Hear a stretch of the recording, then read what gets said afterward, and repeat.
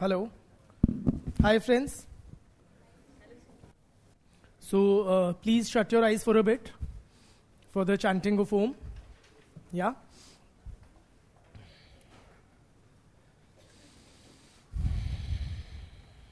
For a moment. Won't take too long.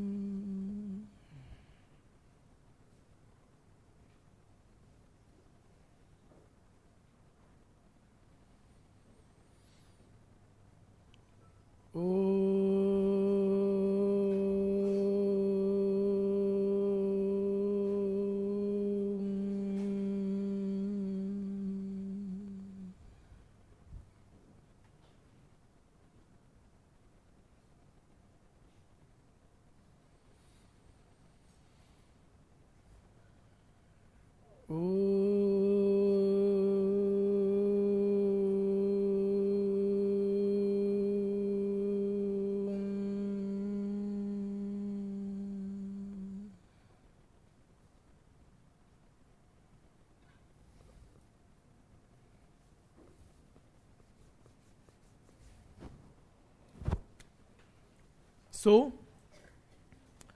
welcome back. And starting with a quick revision. So what all did we discuss yesterday apart from the methodology? Yeah. Coming to sociology, what all did we discuss yesterday? Brother? Yes? Yes, you turning your neck. Tell me. Not you, not you. Yes? In orange kurta.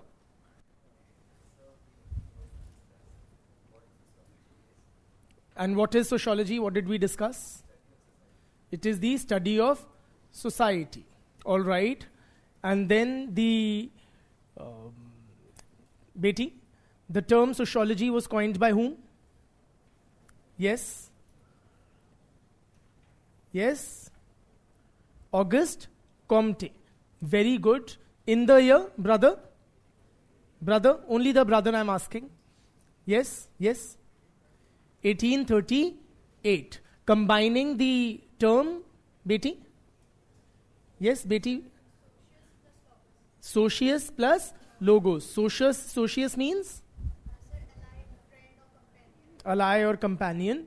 Absolutely. Then, और क्या पढ़ा था हमने?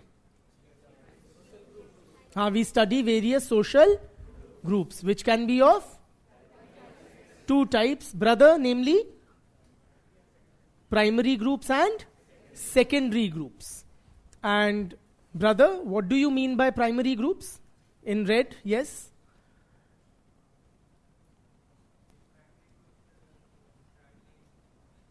That is a correct example, but what is a primary group?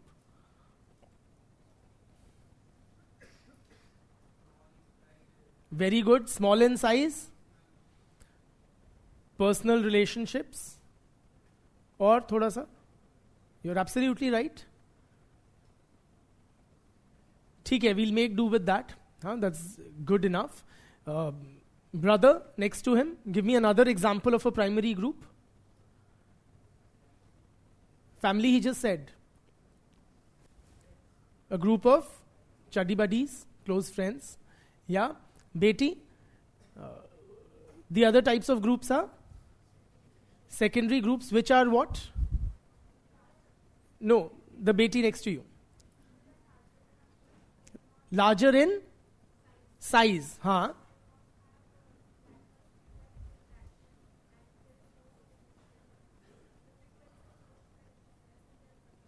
Wonderful. And Beti next to her. Give me some examples of secondary groups. Sorry? This is your first class. Okay. So that much, this thing we'll grant. If you miss any class, you won't get this thing. There'll be some severe punishment. Okay. You make up for a lost class either by watching it online or seeking inputs from a friend or colleague or whatever. So brother, examples of secondary groups? Yes? Sir, a corporation of university university, a big company office, etc. Good. Then we discussed Acha Beti. Yes, in yellow. Yeah, tell me like who gave this classification of primary and secondary groups? Sorry? We did not discuss it, so note it down. C. H. Cooley classified social groups into primary and secondary groups.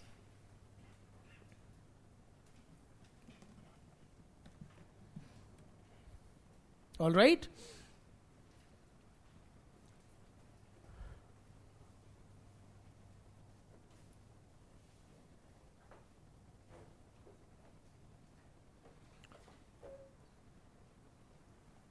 What else did we discuss apart from this, or did we stop here in the last lecture? We ended the lecture here. Okay. Any doubts from the last lecture? Big or small? Feel very free to ask.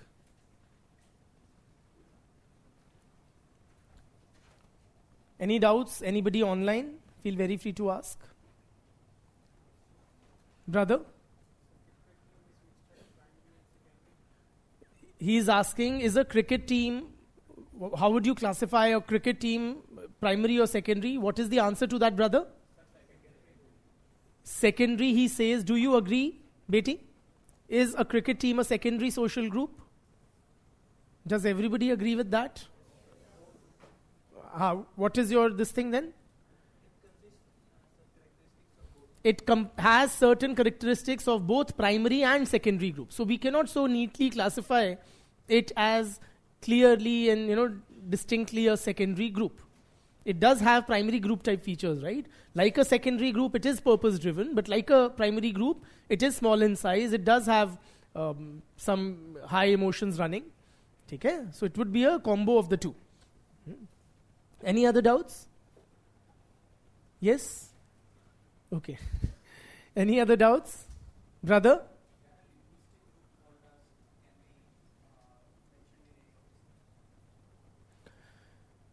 Can a linguistic group be termed as a... It is a social group for sure. Yes? So it is too large to be regarded as a primary group. So it could at best be regarded as a secondary group. Or, basically... It is not the best dimension to classify a linguistic group. There are other ways we can classify social groups as well. Possibly one of them would be better, categorization of a linguistic group. For example, so we don't have any other doubts, right?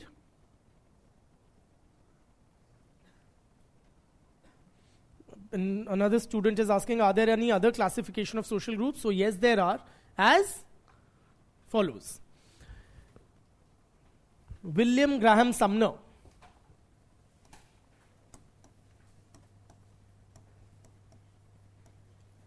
has classified social groups into, and the spelling is Sumner, not Summer. Okay? Classified social groups into how many types? 2 types. In groups and, yes, very good, out groups.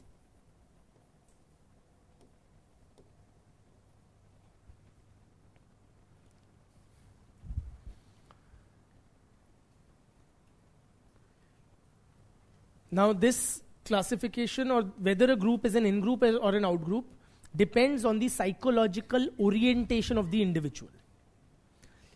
If, and I won't be dictating here, if an individual has a strong attachment to a group, a very strong proclivity or inclination towards a group, then that is regarded as his in-group. Look at it this way, as if somebody is really into it. So it is his in-group. It will become clearer with example.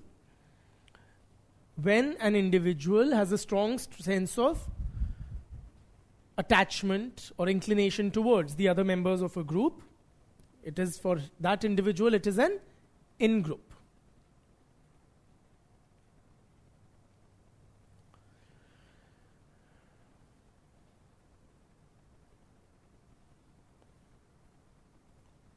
For example, I belong to a certain caste. I am Baniya by caste. Alright? And if I have a strong attachment with other members of the Baniya community, my caste community, then for me, that grouping is an in-group. Are you with me? Likewise, I am a Hindu. Right? If I have a very strong sense of attachment with fellow Hindus, then for me the Hindu community is an in-group. Clear?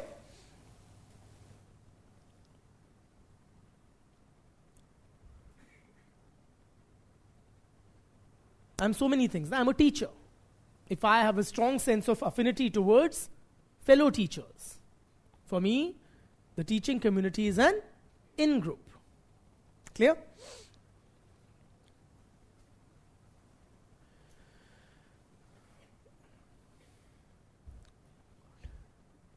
An out-group, on the other hand, is a social group towards which an individual has a strong sense of hostility, animosity. Are you with me? Aversion, yeah, hatred, if you will. That's a very strong word.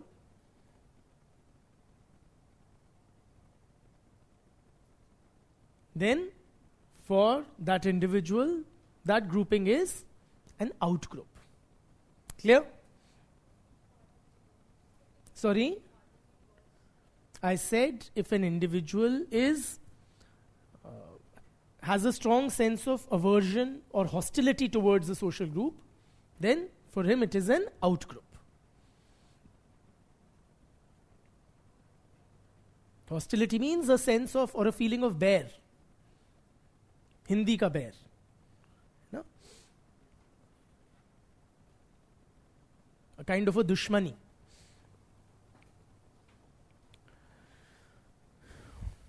Another classification of social groups is as social groups can also be classified as membership groups and, help me, wonderful, non-membership groups.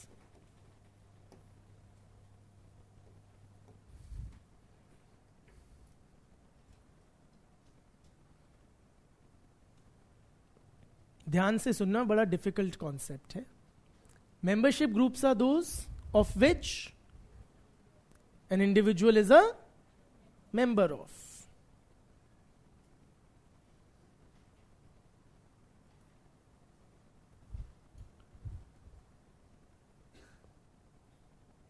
Non-membership group is a group of which the individual is not a member of. ठीक? Tough?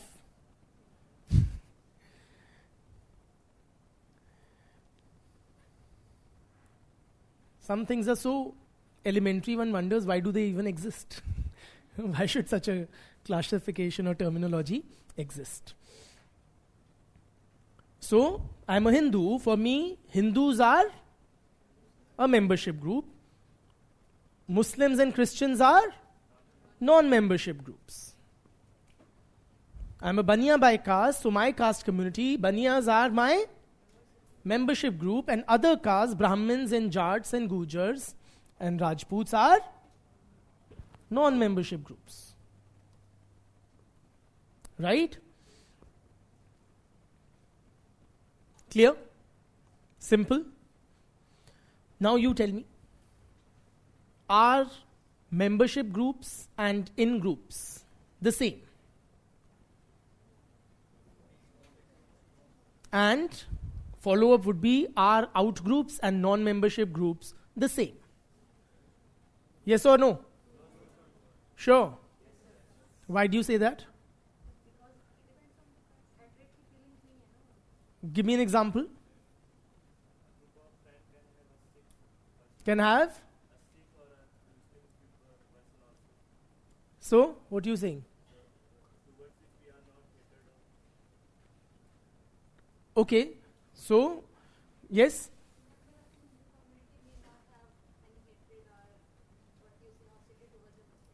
Yes. Okay, or let us take it this way. For me, my family is a which group? Membership group. If I have a strong attachment to my family, it's also my in-group. For you, my family is a non-membership group. You are not a part of my family or not a member of my family. So for you, it is a non-membership group. Is it an out-group? You don't need to necessarily hate us, right? So it is a non-membership group for you, but it's not an out-group, right? And are membership groups and in-groups the same? So we have established non-membership groups and out-groups need not be the same. But are membership groups and in-groups the same? Why do you say that? I mean, if you can you substantiate that with an example? Yeah, do? Do. For example, if I work in my company, I'm in the in-group. I may not care about anyone who is working with me. So in that case, it is your which group? Sir, membership group is my membership group. Correct. Not your in-group. Absolutely. So if you're working in an organization, you are a member of it. So it is your membership group. But it may not be your in-group. You may not have very strong sense of attachment or inclination in that grouping. Yes or no? Very good example. Or I may be a Hindu. So it is my membership group. But I may not have a very strong sense of attachment with fellow Hindus. I'm just a Hindu on the side. In that case, it is not an in-group for me. Okay? Clear, na? If I'm a Hindu, Muslims are, for me, a non-membership group. Are they an out group? Not necessarily. So in ordinary times, I may see them simply as a non-membership group. But say in a communally charged situation, if there's a communal riot in the city, members of one community may start perceiving other religious communities as an out group. Or simply as an enemy group, if you will. Yeah? Clear? So that is that. They are not overlapping, or they are not, should I say, same concepts. Yeah? So that is, these are different ways in which we can classify social groups. So in sociology, what do we study? Various types of social groups. What we also study, friends, in sociology are social relationships.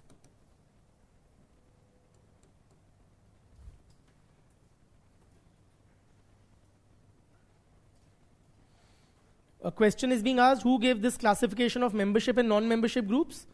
The answer is, I don't know. Okay?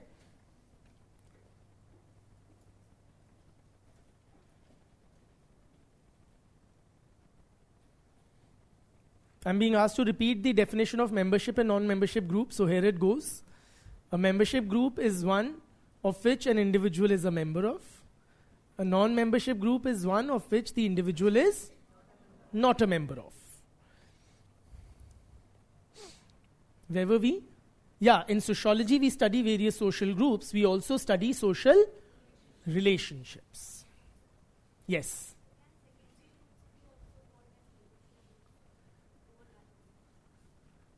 They're not the same. Both primary groups and secondary groups are membership groups.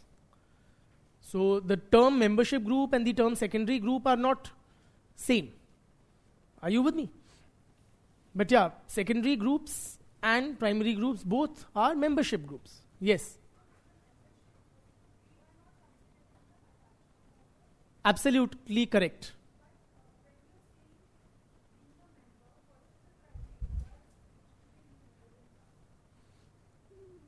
that you acknowledge that you are a part of it, and others also see you, other members of the group also see you as a part of it. Right? So you may like or not like your family members, but you are a part of that family. You know, your family members see you as a part of that family, you also see yourself a part of that family. Chaliye. We also study various social relationships. Please, can you please raise your hand so that I can see? अच्छा, ठीक है, दिख गए आप. हाँ. Examples of outgroups. See, these concepts of in-groups and out-groups are in the context of the individual's psychological makeup or orientation towards a particular group. An out-group is one which the individual has a sense of hostility towards. So, like I said, in a communally charged situation, members of one religious community may perceive the members of another or the adversary religious community as an outgroup. During caste-based protests, members of a particular caste or community may perceive those who are opposing, say, those demanding reservation may see those opposing reservation as an outgroup, and vice versa. Okay, if for an Indian soldier, the Indian army is an membership group. It is also his in-group if he has a strong sense of attachment to or belonging to the Indian army. And for him, the Pakistani army or the Chinese army would be a out-group more often than not. Right? Whom you see as hostile. Is that clear? Beti? Yeah. Chaliye. So we also study social relationships.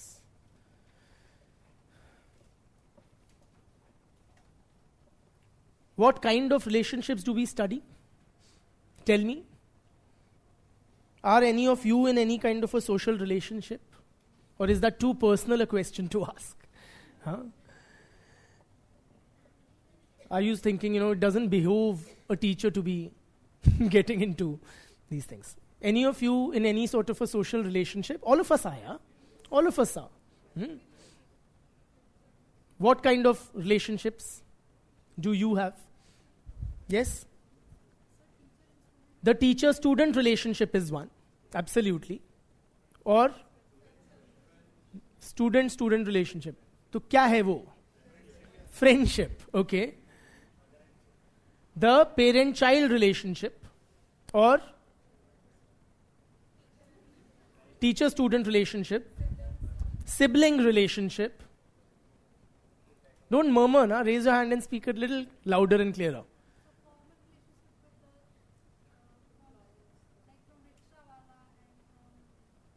Do you have a relationship with the rickshaw wala? No, really. Do we? That's a very legit point. Reason being, now these are transient, transactional interactions, right? With the shopkeeper and the rickshaw puller, the street vendor. Are these social relationships? Or not? इस रिश्ते को हम क्या नाम दें? हाँ? बताइए, ये रिश्ता क्या कहलाता है? हाँ? इमोशनल? हाँ? अवॉइड? हाँ जी. It is a buyer-seller relationship. Yes or no? It is a client-service provider relationship. So a relationship need not be very long-lasting. What we learn from these examples is relationship need not be lifelong or months long or days long.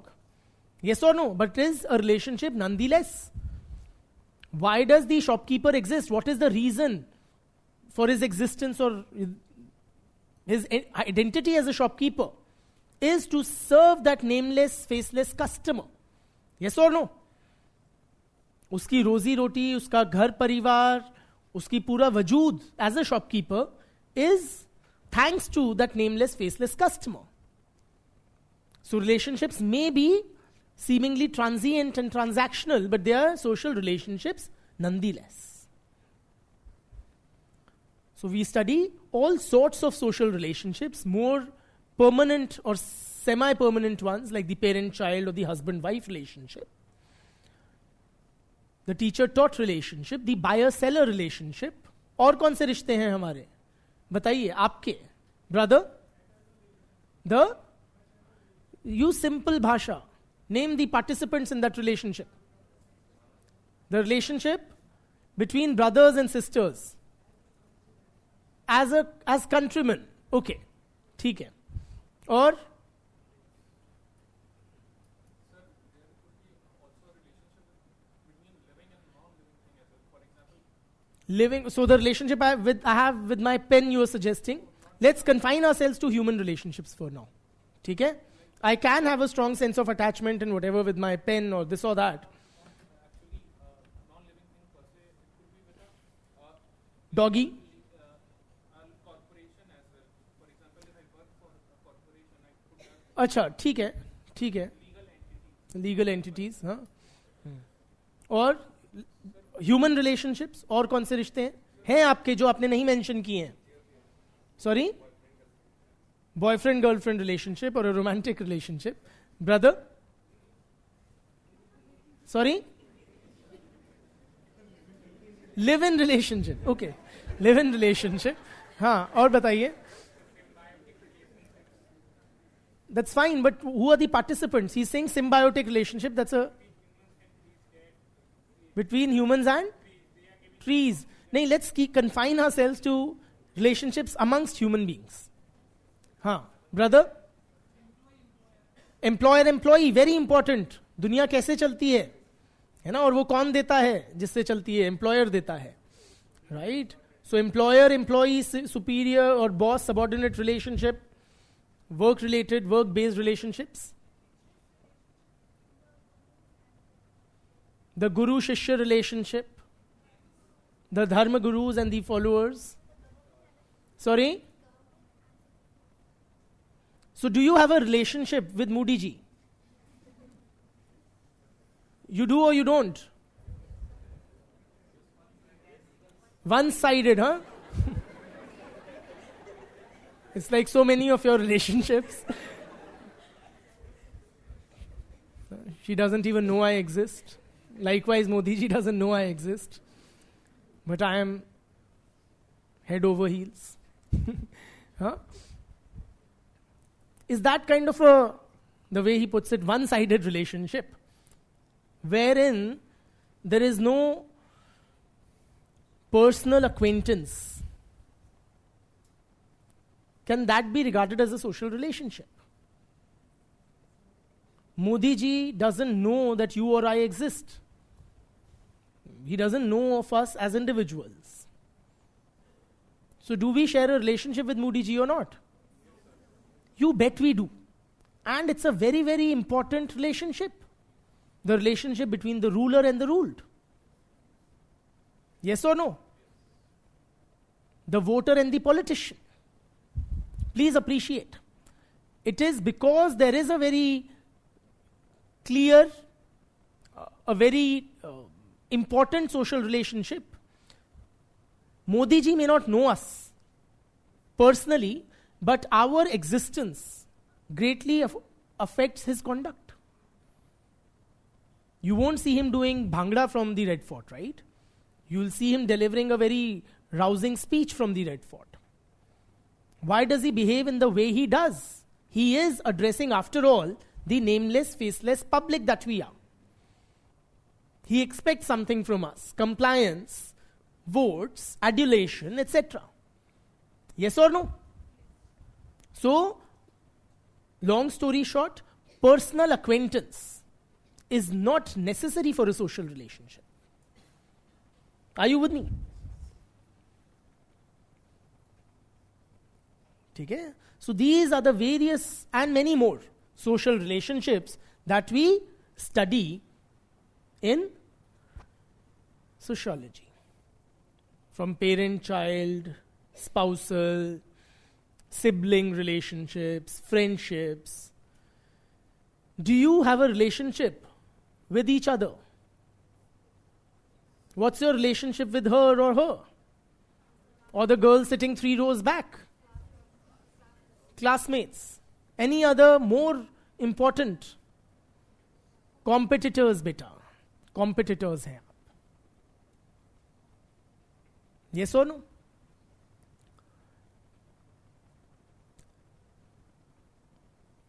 So, in the discipline of sociology, we study all these varied kinds of social relationships. Now tell me, there are this whole gamut of social relationships. Tell me.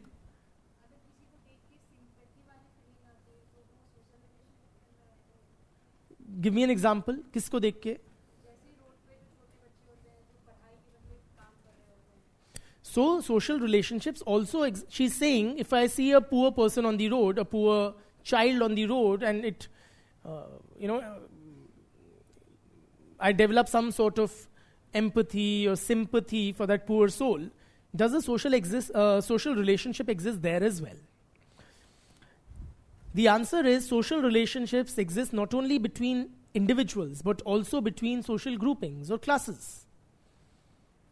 So, there is a relationship between the rich and the poor, the middle class and the poor, the middle class and the upper class. समझ रहे हैं आप? So we study all sorts of social relationships.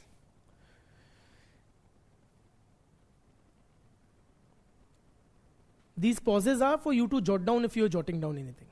Okay, that's the sole purpose.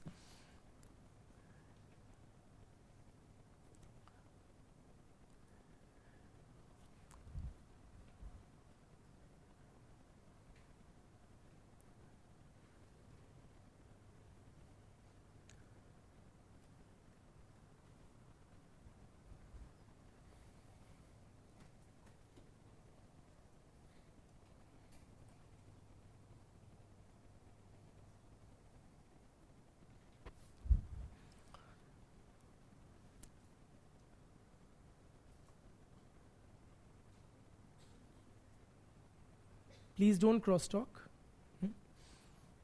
Not under my nose, like here.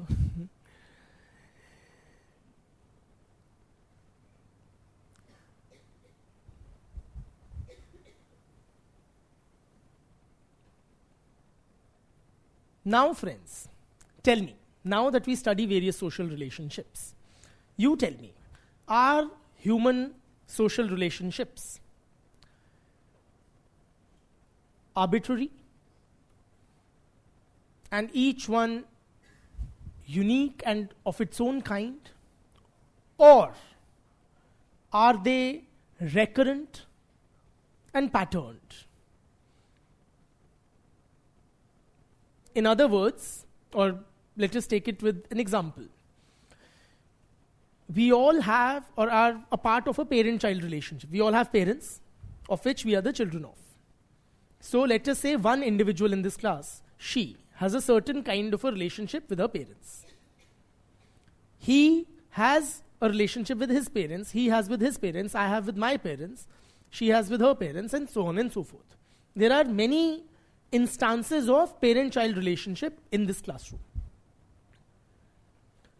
Is each of these relationships unique and one of its kind, or are there some important commonalities, some patterns that we can identify across these large number of social relationships in a given society? What is your sense intuitively? क्या इनकी parent-child relationship इनकी parent-child relationship से एकदम अलग है और इनकी एक third kind की है, इनकी एक fourth kind की है, इनकी एक 10th kind की है, या फिर there is something common in the relationships of all these children with their respective parents? Beti? Some characteristics in these relationships are same. So let us say your relationship with your parents. Tell us about that relationship. What is the nature of that relationship? So children have feelings of respect for parents. Now she can't speak for everybody else, but she's speaking for herself. In her parent-child relationship, the child has a feeling of respect for the parents. But is it also a part of other parent-child relationships? Yes or no? Yes. What else is there in your parent-child relationship? Parents have feelings of care, love, etc. They are nurturing towards children. Is that unique to her relationship with her parents, or others have also seen that in their respective relationships? और क्या है बताइए? Parents are selfless. Okay, थोड़ा सा ज़्यादा but Sorry? नौकरी नहीं देते हैं माता पिता, बट ठीक है, they bear the expenses of their children. Parents bear the expenses और provide financial security to the child. Is that only in her family और in other families as well? It is there. हाँ, सबका खर्चा parents उठाते हैं. और children, especially young ones, are dependent on the parents for education, emotional security, physical security, etc. These are all sought by the children and provided for by the parents. Is it happening only in her relationship or in other parent-child relationships as well? Same? In other words, friends, social relationships are recurrent and patterned. They follow a set pattern. They are not each one being unique and of its own kind. Social relationships are recurrent and patterned.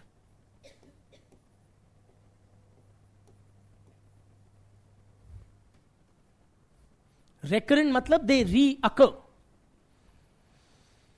When we say pattern, matlab they follow a set template of sorts. Are you with me? What we see in one parent-child relationship, we see it manifesting again and again in other instances of parent-child relationships in the same society. ठीक है?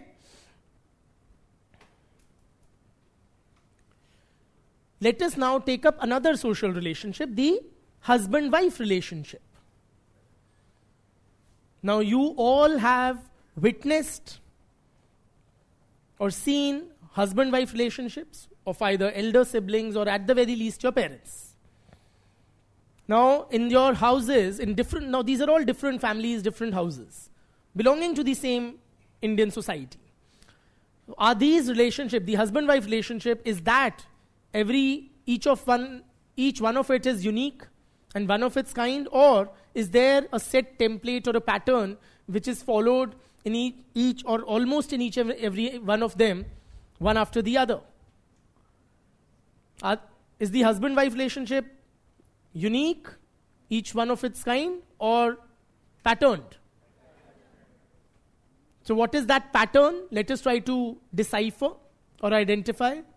Anybody will like to share the nature of the spousal relationship between their parents? If you will, yeah? Yeah? Forget the wider society. Tell us about the relationship you are witness to.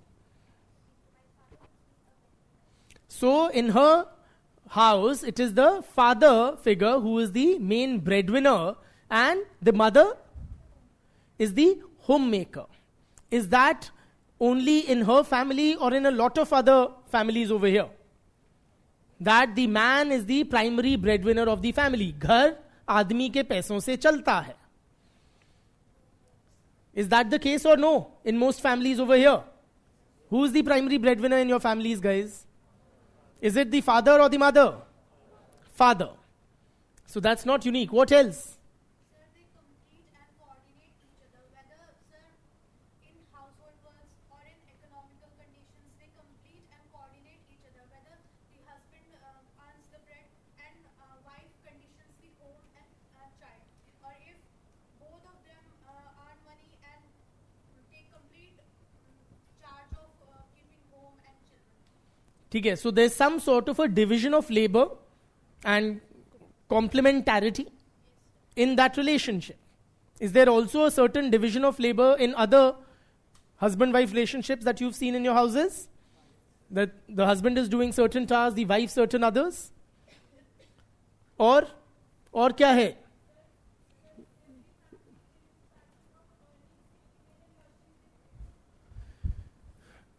Keep it between the husband and the wife.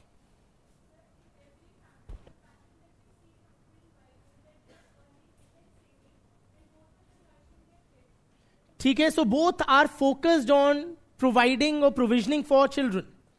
Right? Do we see that only in her family or in other families as well? Dhanyavad bhaiya.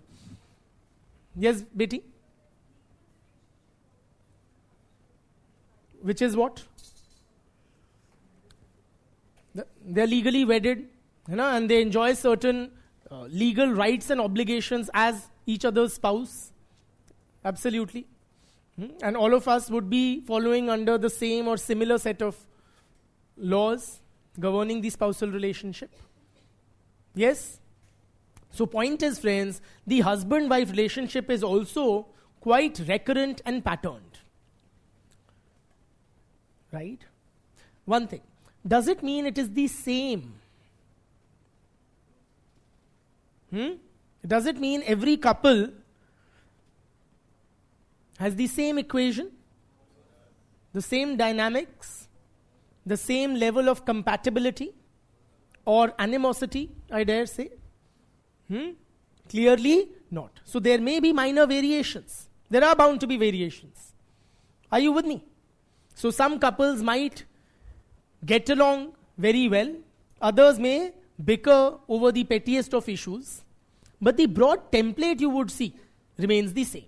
Given the patriarchal nature of the society, in most households it would be that the husband is the breadwinner and the wife is the, entrusted with the domestic chores, child rearing, etc. Right?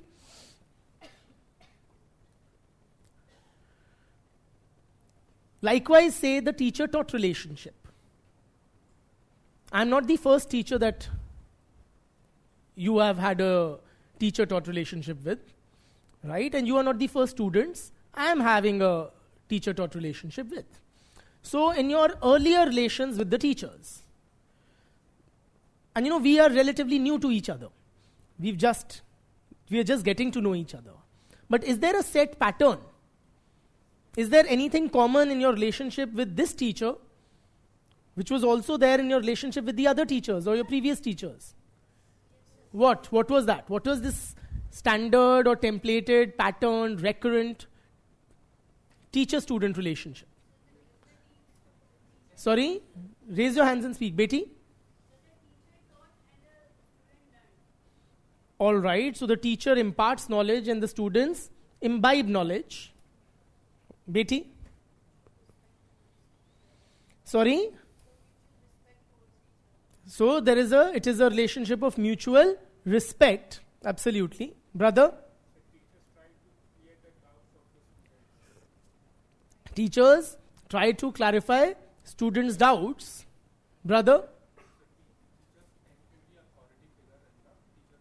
In this relationship, teachers tend to be somewhat of an authority figure to the extent that authority is acknowledged. Yes?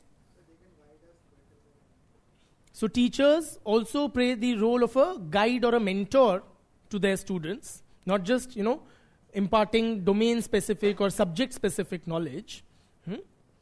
Absolutely. And yes? Nominally? Economically, absolutely. So there is an economic dimension to that teacher-taught relationship as well. Clearly. So educational institutions run on the fees paid by the students. What else? Brother? So you were just doing something like this. ठीक है. So that is the nature of the teacher-taught relationship, which is also somewhat templated, patterned, and recurrent. Likewise for so many other relationships. Modi ji is not the first prime minister we've had. Right? But is our relationship with him in certain ways similar to previous prime ministers or leaders? Yes or no? या मोदी जी की बात ही और है? हाँ? होगी बात और. Be that as it may. But there is a pattern for sure which is being followed. So like Modi ji, earlier prime ministers also formulated the rules, the policies, the laws that would, and the citizens would follow. You may be a BJP supporter or a Congress supporter or an Aam Aadmi supporter, whichever. But would you follow the rules laid down by the incumbent government? Whichever it is, you would. Are you with me? You as the voter would exercise your decision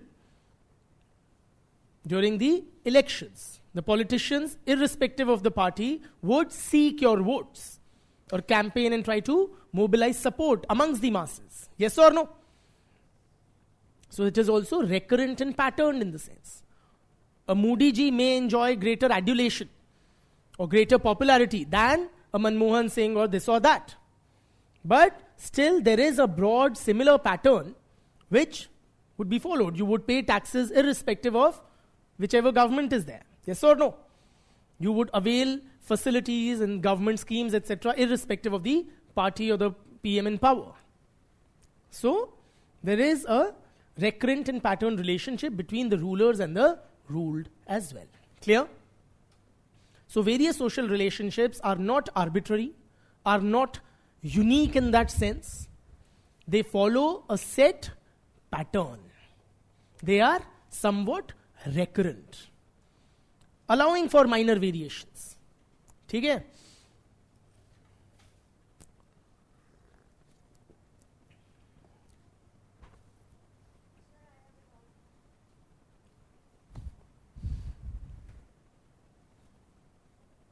Tell me.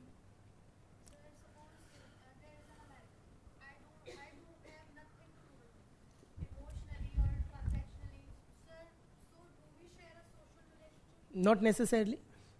That's what American society is different from Indian society. Is it a frame of reference like if I see we do share a same planet, we are a part of the same world, we are using the resource of the same world?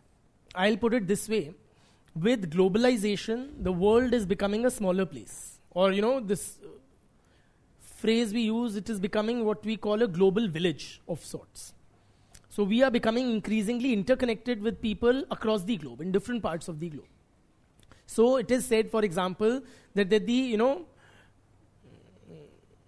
when the Fed chairman sneezes, Fed is like US ka RBI, right? The Indian stock markets catch a cold. Meaning what? That the interest rates set by the US central bank greatly would affect stock prices in the Indian share market. Meaning what? That increasingly people are being affected by the actions and decisions of people in far-off lands. Okay? So, in that sense, we are becoming increasingly interconnected across the globe.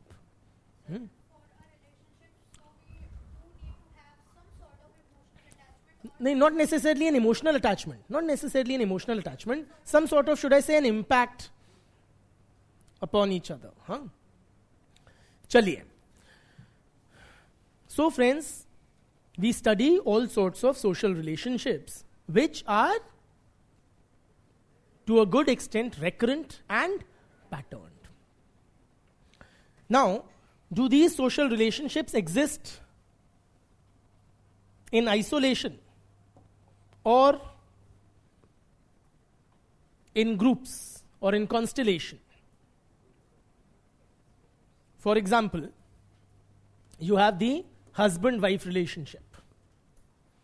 So this relationship exists in isolation, or are there any other social relationships which also arise out of this relationship or affect this relationship, etc.? Which? Absolutely. So this relationship will give rise to this relationship. Yes or no? Kid 1, kid 2. So out of the husband-wife relationship is born the mother-child relationship, the father-child relationship. And also the relationship between these two, or the sibling relationship. Yes or no? It will also be impacted by his relationship with his mother and father. Yes or no? There will be some dynamics between this lady and this lady. The mother-in-law, daughter-in-law relationship. Are you with me? And all of these relationships, whether it is the husband-wife relationship, the parent-child relationship, the sibling relationship, the daughter-in-law, mother-in-law relationship, etc. They all follow a certain pattern or are somewhat recurrent and repetitive. These recurrent and patterned social relationships give rise to what we call social institutions. So in sociology, we study various social institutions.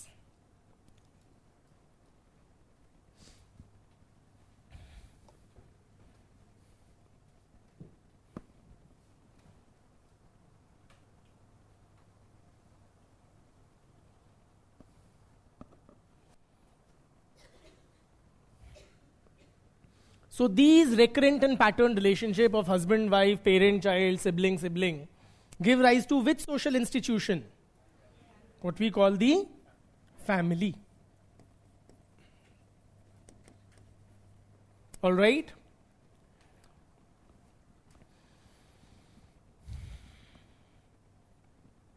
Similarly, the relationship, the recurrent and patterned, the constellation of recurrent and patterned social relationships between teachers and students, teachers and educational administrators, okay, the administrative block or the administrative machinery of an educational institution, teachers and fellow teachers, between students and fellow students. Are you with me? Students and administration. All of these give rise to the social institution of, what do we call it? The education system.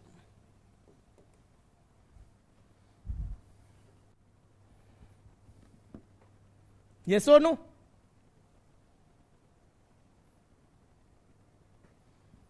Likewise, the recurrent and patterned relationships between voters and politicians, the ruling party and the opposition party.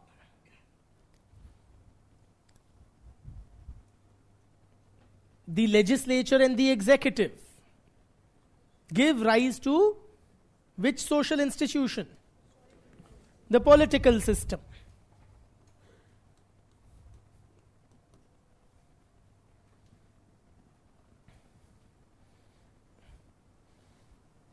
Are these relationships patterned and recurrent?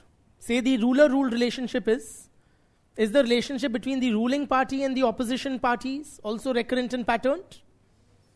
And what is the nature of that relationship? The ruling party rules, the opposition parties oppose, irrespective of what is done or not done. So they will criticize and oppose various acts of omission and commission of the party in power. Right? The legislators will try to put some sort of checks and balances on the executive. They will also supply personnel to man the top positions in the executive. Yes or no? Ministers कौन होते हैं? MPs ही तो ministers बनते हैं. Likewise, the relationships, the recurrent and patterned relationships between employers and, or say industrialists and factory workers, industry owners and managers, managers and factory workers, worker and worker relationship. Are you with me? A service provider and client relationship, buyer-seller relationship. All these recurrent and patterned social relationships give rise to which social institution? Yeah? The economy.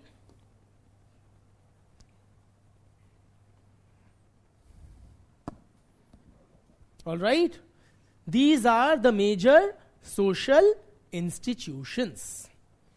Family, religion, education system, economy, polity, right? Or simply put, these are the different parts of the society. समाज के विभिन्न अंग हैं. All right? So in sociology, we are quite engaged in the study of various social institutions. Clear?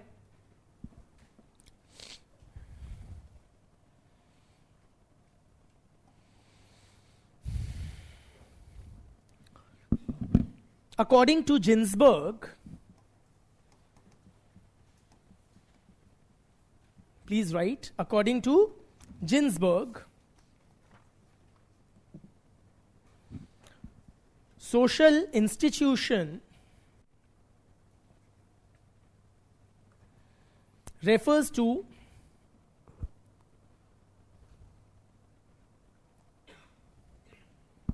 recognized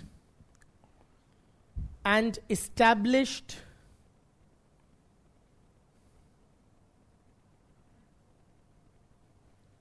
usages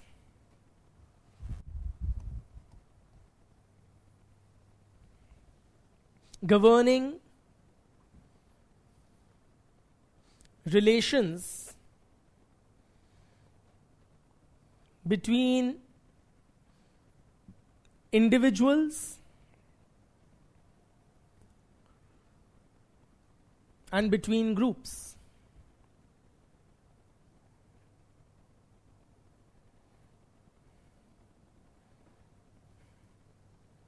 Were you able to understand what social institutions are? Now read this, it will undo your understanding. Some scholars have that remarkable ability to make things unnecessarily complex. He is one such guy. We'll try to decipher what he's trying to say. Social institutions refer to recognized and established usages governing relations between individuals and between groups. In simpler language, what this means, the word usages is Old English, which means basically the customs, the rules governing interaction between individuals or between groups. The customs, the rules, the social do's and don'ts. Simply. समाज के बताए गए नियम. Simply. ये समाज के निर्धारित नियम.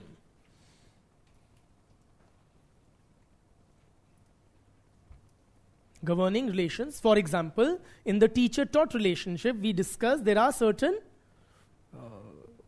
rules of the game, if we may call them, right? Which are laid down by the society, which determine or shape our relationship. Same in the parent-child relationship, in the husband-wife relationship and all. Okay? Determining relations between individuals, say husband and wife or teacher and taught, or between groups. Relations exist not only between individuals but also between groups. Like, say, the capitalist or the industry owning class and the working class as a whole. Or Brahmins and Shudras in a caste society. Are you with me? Clear? So that is what we also greatly study in sociology, the various social institutions. Social institutions, simply put, are the different parts of the society. समाज के विभिन्न अंग. All right?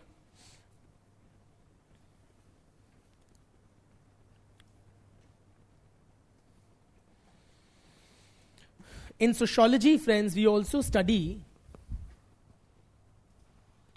various social processes.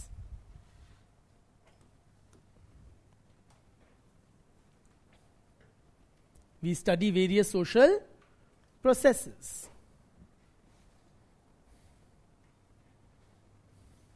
So what all do we study in sociology? We study various social groups, various social relationships, various social institutions, and various social processes. What does, forget sociology for a bit, what do you understand by processes or process? In English, normal English? That's not the best way to put it, methodology. Huh? Yes? Your part raised hand.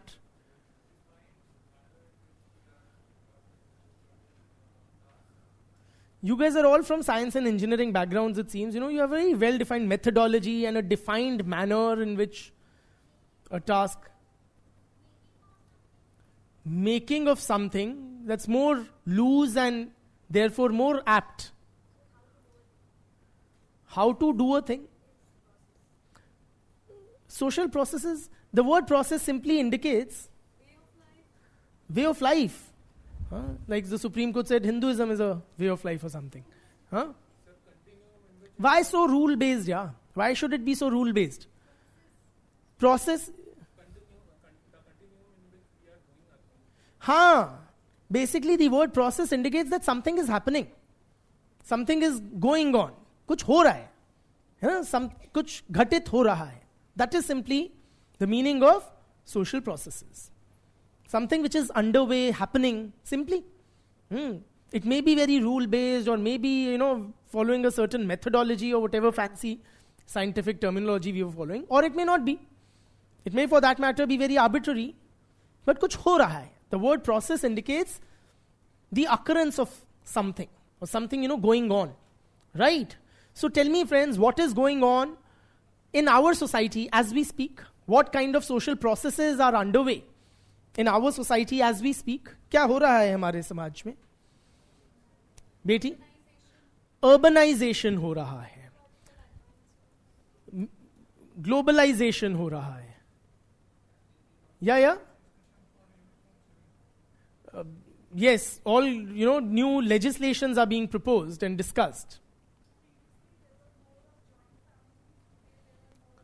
So family nuclearization हो रहा है.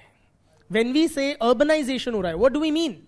That simply there seems to be a decisive shift in the share of population living in urban areas increasing while a corresponding decline in the proportion of the population living in rural areas. When we say globalization हो रहा है, what do we mean? That the world is becoming more interconnected. Yeah? With every passing day. Thanks to technology, thanks to blurring of borders, so many things. National borders are becoming increasingly less relevant. Geographical distances and barriers are becoming very conquerable. Surmountable. और क्या processes हो रहे हैं? Family nuclearization हो रहा है. So increasingly joint families are under a strain, possibly disintegrating and are being replaced by nuclear households. All these words ending in zation are indicative of a process. Something is going on. और क्या हो रहा है? Migration हो रहा है, absolutely. Sorry? Modernization हो रहा है. What do you mean we are becoming more modern? In technological terms, adopting modern technology. Yes? Brother? Socialization हो रहा है. Okay, that's more at the level, at a micro this thing. We're talking about larger social processes. Increasing conflicts of which kind? Ethnic conflicts, communal conflicts, and the like. Beti?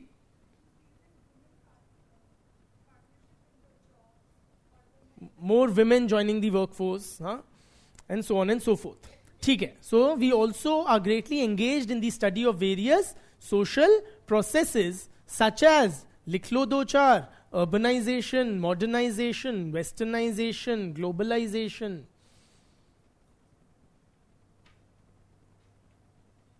And etc. ठीक?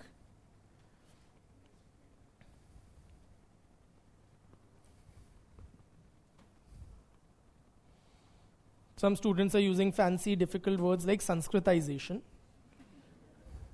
digitalization,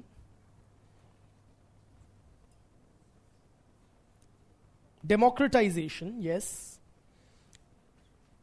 ठीक है? So in sociology, we study various social groups, social relationships, social institutions, and social processes. According to Sri Auguste Comte,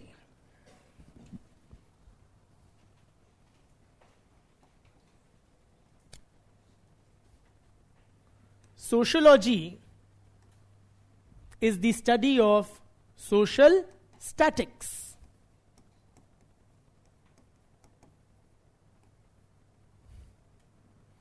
According to Comte, sociology is the study of social statics. It is not misspelled. It is not statistics. Many of you end up writing statistics, but it is statics.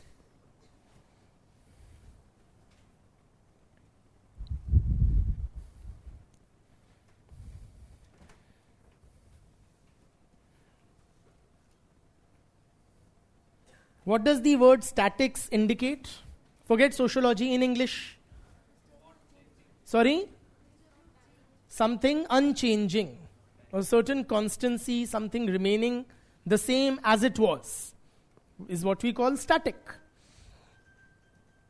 So, Comte ji seems to be suggesting that sociology is the study of social statics. In other words, how things continue to remain as they are over long periods of time. Yes or no? How things remain as they are, as they have been.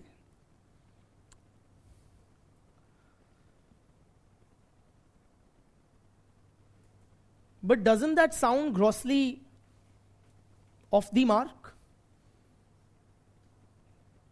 I mean, is society unchanging? Or isn't that what he seems to be suggesting? So was he dumb? The founding father of sociology, did he get it all completely wrong? Brother?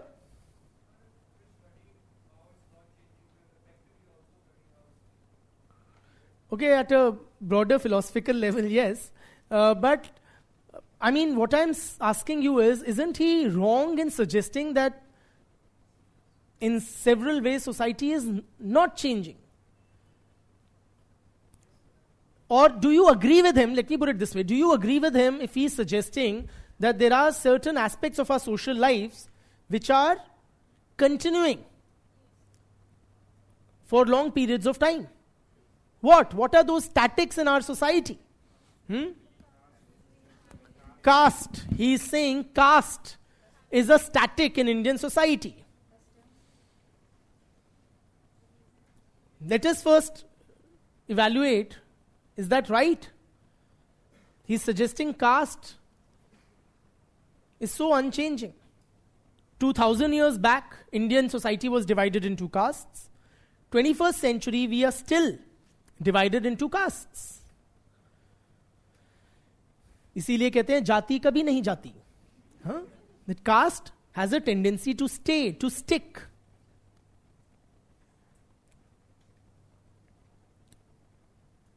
What else is there about our society which is static or which is continuing since a long time, brother? The very concept of a social institution, social relationship, all the subject matters. No, I'm asking you which aspect of our social lives is somewhat, continuing since ages. Beti? Festivals. Okay, so a lot of festivals that we celebrate, when was the first, Diwali celebrated? We still celebrate Diwali? Possibly in Ramji's time. Yeah? Yes? So, she's suggesting the family is unchanging. Is that correct? She said family. I mean, are you suggesting the family is unchanging? There are several traditions which are coming in alongside, let's say, westernization. Several things are changing. But the core base, let's say, the feeling of love and care and the respect which is Okay, love and care associated with family life has been there since long. intact. There are several characteristics of family are still there. Such as the feelings of love and affection, they are an integral part of family life since long. What else?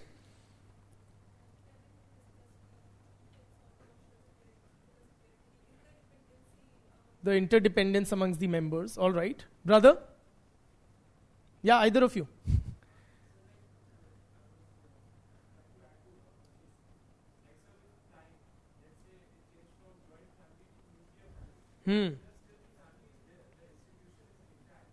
छोटी हो या बड़ी हो, है ना, joint हो या nuclear हो, family as an institution is intact.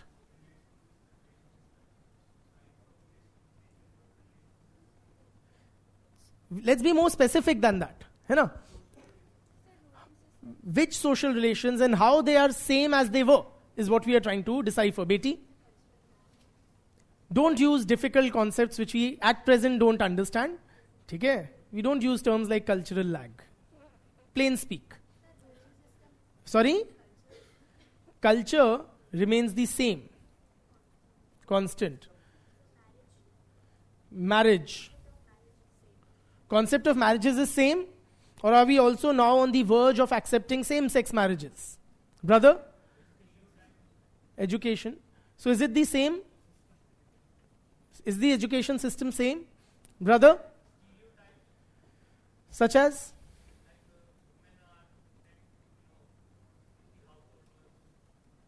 That women are fit only for domestic chores. Brother? Ethics and values are like eternal, Sanatan. Brother? Patriarchy. So 2000 years back we were a patriarchal society, and also today we are a patriarchal society. Is that correct? Are we a patriarchal society today, 21st century?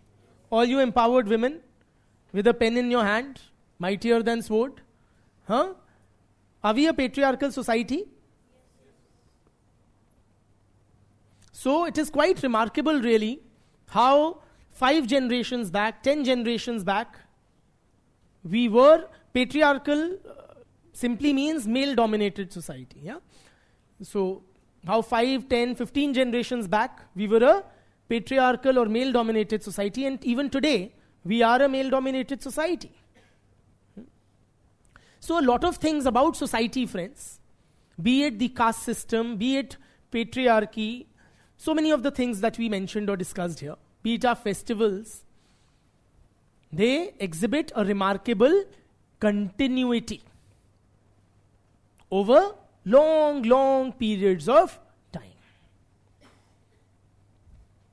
That is why Comte, as the founding father of the discipline, was quite interested in studying how this continuity is maintained. And how really is it maintained? Why is it, or how is it, friends? We live in very different times. Say 5 generations back, or 200-300 years back. But back then we were patriarchal. So my great-great-great-grandfather was bossing over my great-great-great-grandmother. Then my great-great-grandfather was also bossing over my great-great-grandmother, my great-grandfather over my great-grandmother, and my grandfather over my grandmother. My father enjoys a certain authority over my mother, and I rule over my wife. Yes or no? So, how is it? So many things have changed. But how is it that this remarkable continuity has been maintained? There are 2 mechanisms through which a certain continuity is maintained in a society over time.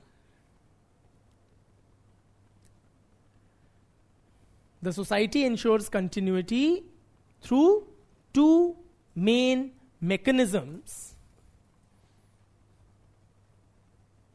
One being socialization, through the process of socialization.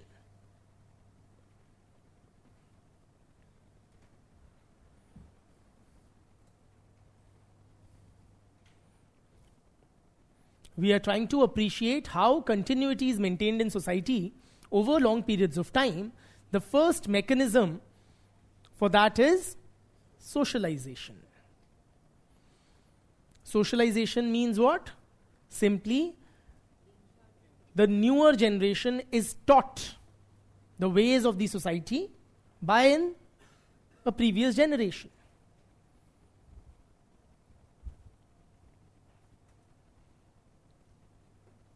So every subsequent generation imbibed patriarchal values, patriarchal mindsets, patriarchal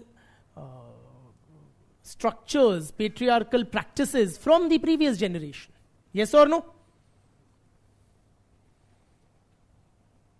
So in our childhood, during our growing up years, for instance, we have seen that in our household, it is the father figure who is the primary breadwinner.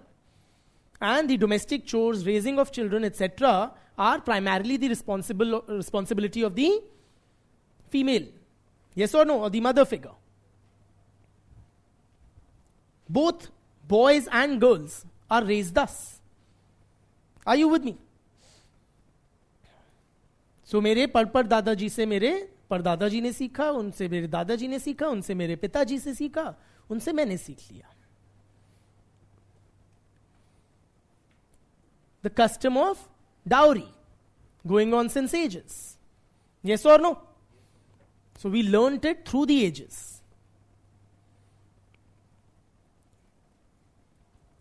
Male child preference. So many aspects of patriarchy.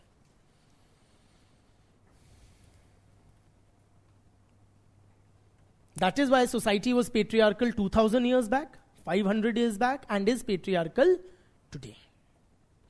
Clear?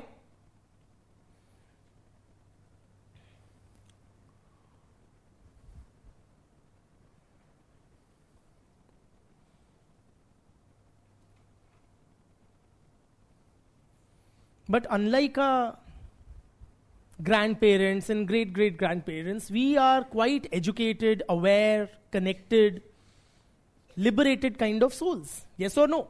For instance, all of us in today's day and age have been exposed to the feminist ideology, feminist slogans and campaigns, etc. So why don't we simply dump this very blatantly, clearly unfair and unjust social arrangement of patriarchy? Yes or no? Why don't we confine it to the dustbin of human history? Say to hell with it, and now onwards, at least my generation onwards, men will not dominate over women. It is blatantly unfair. It is unjust. And gender relations will be characterized by equality. Or women dominating over men, if you'll have it that way. Shall we? More importantly, can we? In a patriarchal society, say, now I am this enlightened soul, okay, having read a lot of feminist literature. I actually have read a lot of feminist literature. So tomorrow I decide that I will become a house husband and my wife will play the role of the primary breadwinner of the family. Yes or no? In my feminist zeal, me and my wife decide upon this arrangement. What do you make of it? सही है या नहीं है? Can we do that? Can we do that?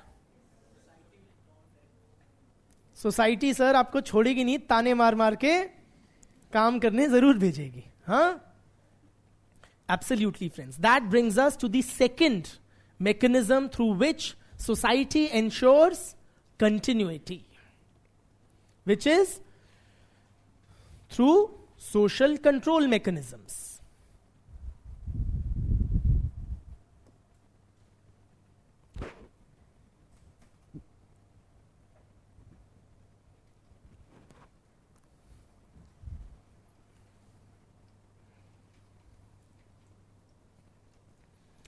See, socialization simply means what? That society has taught you. And it's not just the family. Various social institutions play a role in your socialization. The family has taught you patriarchal values and mindsets. You've seen patriarchy at work in your own household. Yes or no? With your dad being the primary breadwinner, the main decision maker, and the authority figure around the house. But then it's not just the family. Other agencies of socialization. So, religion, for instance, may also impart patriarchal values and mindsets. Yes or no?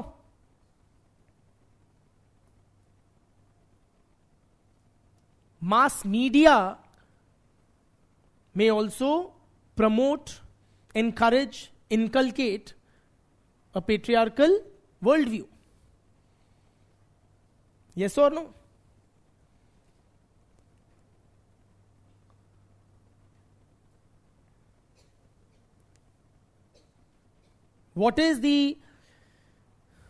How is the male lead in popular cinema, movies, etc. portrayed? Hero कैसा होता है? Strong होता है, aggressive होता है, डिशुम करता है, वही हीरो होता है. He is assertive, he is aggressive, he is dominating, he is a go-getter. And how is the female lead in the movies? Heroine कैसी होती है? Sorry? बचाओ. Yes, so she is vulnerable, she is delicate, she is needing protection. Yes or no? She is chui-mui. She is all of that. She is vulnerable. Yes or no? So these also kind of engender or promote a patriarchal mindset. That men are the protection givers, providers, and women are dependent, women are weak.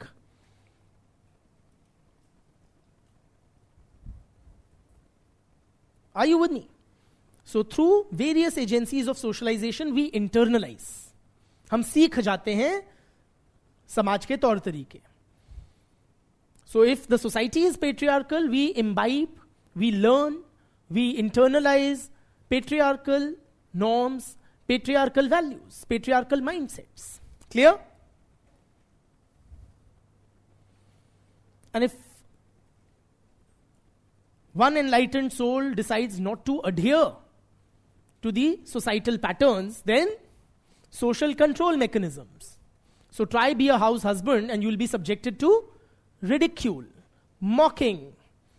Yes or no? By the society.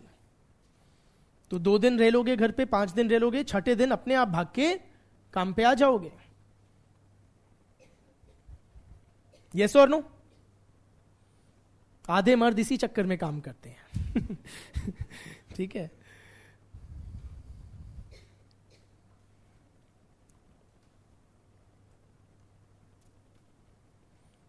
So, through the twin mechanisms of socialization and social control, society ensures continuity.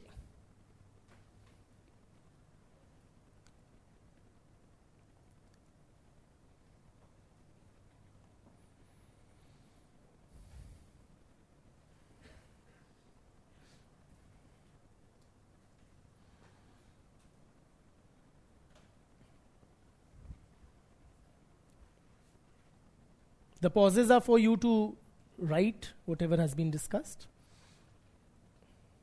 by yourself.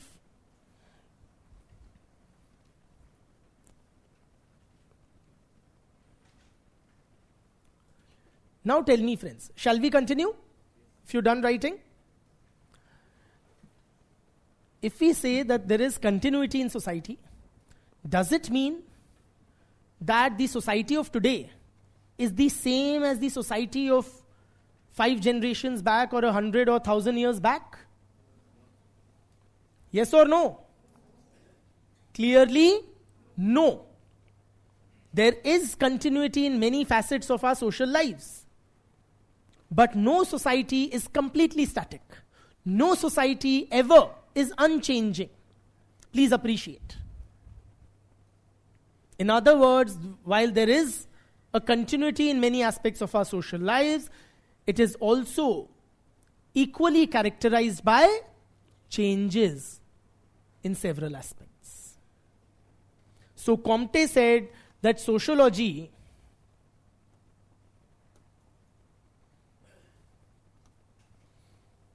is the study of social statics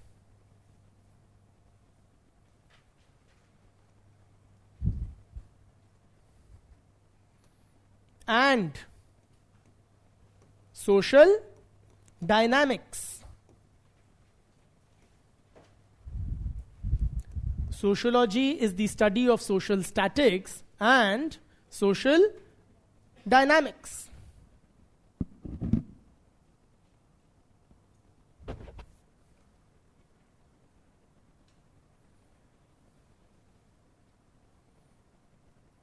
Meaning what? We study both how things in society remain same and how things are changing.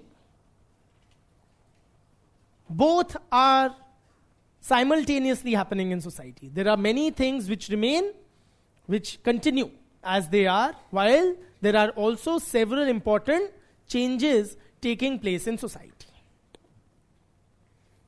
Yes or no? For example, we were patriarchal 5 and 10 generations back, and we are patriarchal today. In the husband-wife relationship, during great-great-grandfather, he dominated over the great-great-grandmother. And I also, dominate over my spouse. But is the nature of my relationship with my wife the same as my great-great-grandfather's relationship with his wife? Clearly not. Much water has passed under the bridge. बहुत बदल गया है. क्या बदल गया है? For instance, my even my grandmother, I've seen her alive for sure. She used to do ghungat. Or cover her face so that, male members outside of the family do not see her face. Not that she was very pretty. It's just that it was so the custom. In my mother's generation, they stopped doing ghungat. My mother and her compatriots, they stopped doing ghungat. Okay? By the time of my generation, women, including daughters-in-law, had started wearing Western clothing. So a lot of changes are taking place in terms of patriarchal controls over women's bodies, their dressing sense. Yes or no?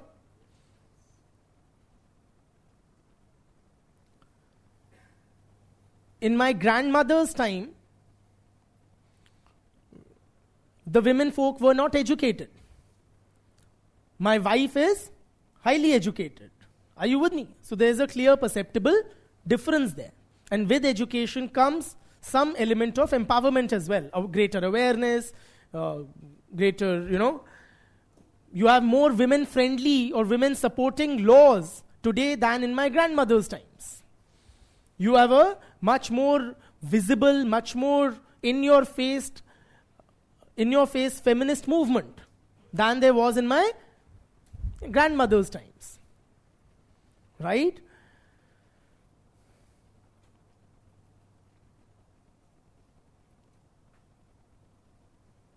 My grandmother would eat her meals after my grandfather in his jhuti thali.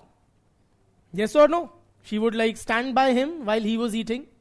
Ki kya la दूं, कुछ चाहिए क्या? She wouldn't even sit because वो खा रहे हैं. And now, my wife eats before me in a thali of her own. Yes or no? So times have greatly changed. That is not to say that society today is not patriarchal. It still is. But the nature of patriarchy, its manifestations, its expression, its degree, its nature has undergone changes. Are you with me? So while we continue to remain a male-dominated society, there are important changes that have taken place within, say, 3-4 generations in the position of women in Indian society. ठीक? इसीलिए Shri Comte कहते हैं that sociology is the study of social statics and social dynamics.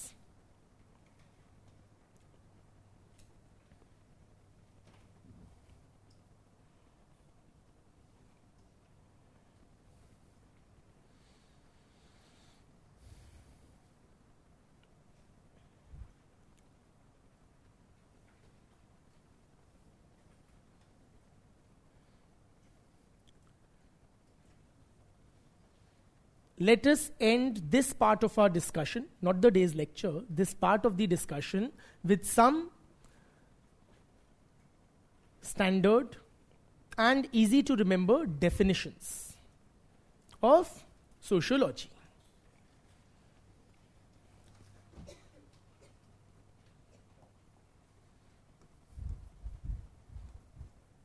According to Sri Auguste Comte. Sociology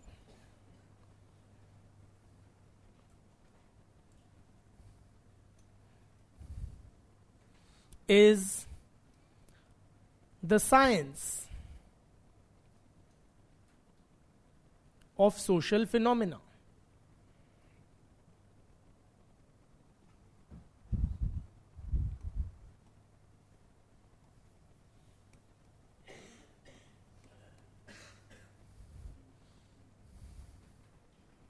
ठीक? For Durkheim, he is another one of the early sociologists, one of the founding fathers, as it were.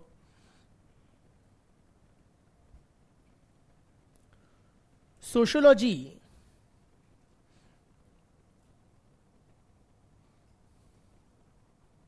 is the science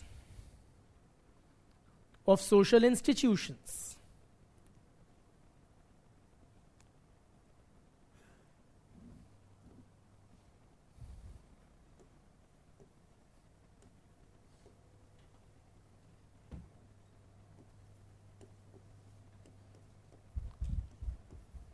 According to Ogburn and Nimkoff, they are later scholars, of course, not amongst the founding fathers.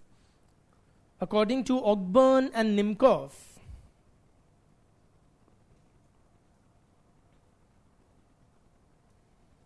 sociology is the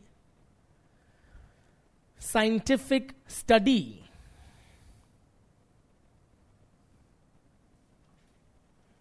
of social life. All these definitions are very simple, very easy to remember. Take your pick. Remember any one or two. You can use it in a proper context. Say you get a question. A lot of places it can be used. Compare sociology and anthropology or this or that. You can say sociology according to XYZ is so and so. Anthropology, on the other hand, is so and so. Okay? Many other places we should have handy a couple of definitions of the subject. With that, we take a well-deserved break. Say officially 5 minutes. It may stretch longer.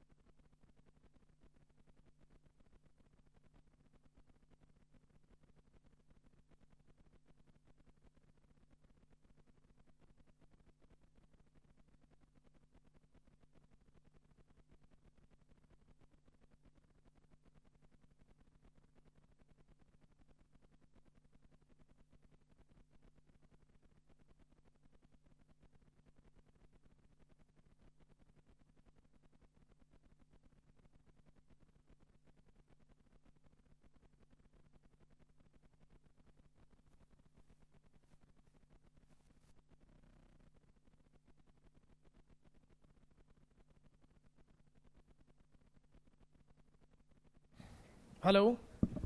Yeah. So let us continue. And let us move on to discussing the nature of the discipline of sociology.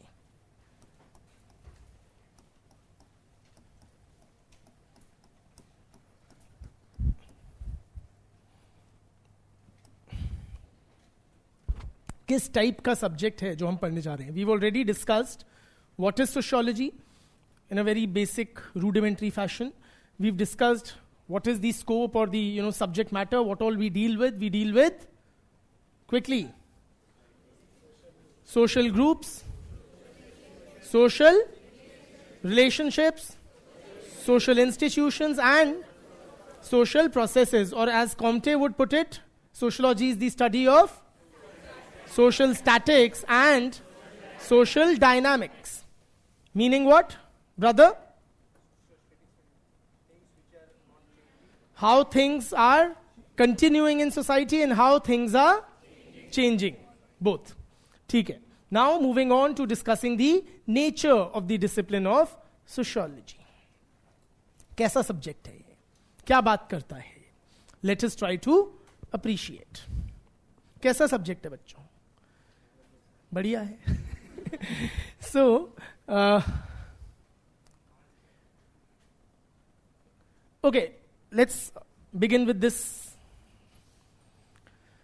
thing. I pose you a question and you will tell me, does society, whatever we make of it, whatever we understand from this term, exist? Is it exclusively a human institution or arrangement, or does society exist even amongst other, or shall we say lower animals? Is there something called a lion samaj, or or is it a uniquely human entity? Is society a human entity exclusively, or do societies exist in other species as well? What is your sense?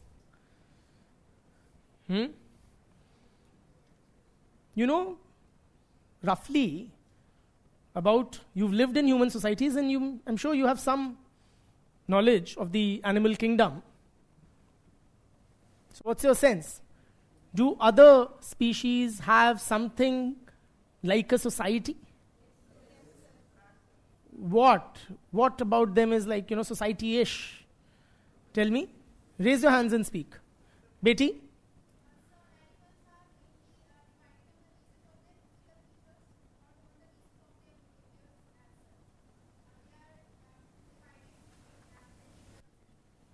That is a human classification, no. What you are suggesting, if I understand what you're saying correctly, that's a human job. We say animals are whatever, living creatures are reptiles and mammals and birds, and then we say birds are of this type and that type.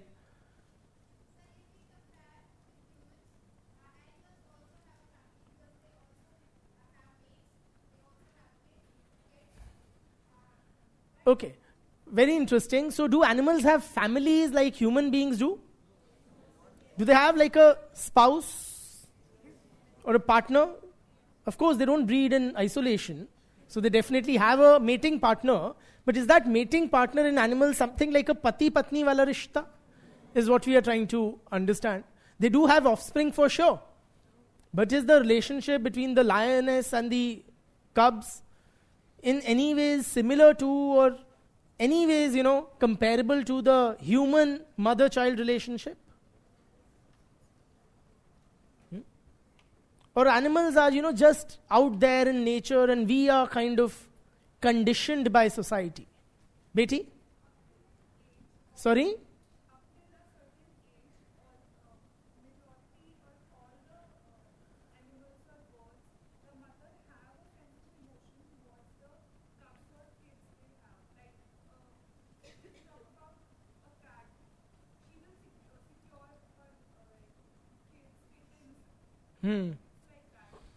So she is saying it's not uniquely a human phenomena. Mothers nurturing and rearing little ones.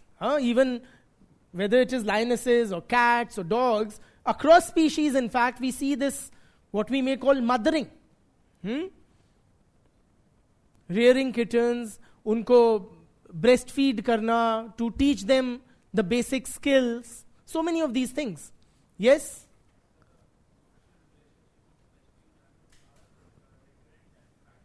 In animals. He is saying, very interesting, social relationships, even in the animal kingdom, not only they exist, but they are recurrent in pattern. Throw some light on that.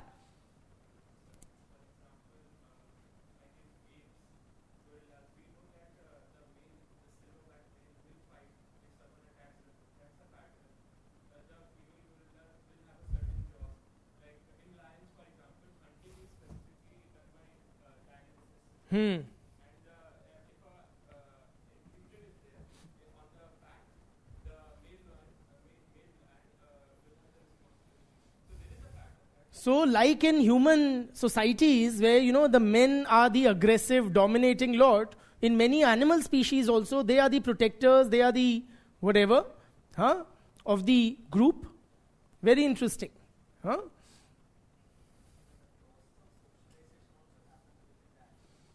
Okay, so socialization is again not a uniquely human phenomena. Socialization simply meaning the previous generation teaching the new ones. So, across species you would find the mothers or the parents, more often the mothers than the fathers, teaching skills, birds teaching flying and so on and so forth. Brother?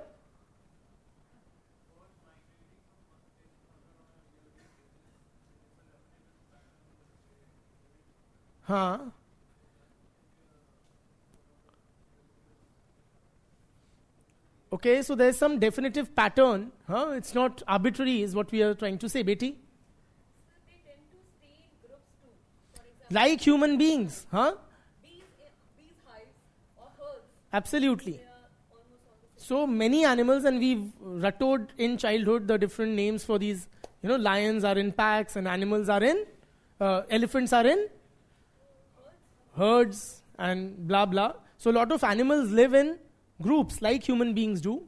Sir, I think most of the time they do all things instinctively, based on the instinct, not on the cognitive process. But there could be some examples of some primates, for example, chimpanzee, which have been committing crimes, actually kidnapping toddlers in Kenya as well. Human toddlers or chimpanzee toddlers? Human toddlers. Chimpanzees are kidnapping. They must have been trained to do that, I'm presuming, They must have been trained to do that. No, not trained. Actually, humans have been encroaching on their fault. Okay, so they are like getting back at us, They are actually waging a war against humans. Acha, Planet of the Apes. Very interesting, One of my favorite movies, It's come true. Very interesting. Betty?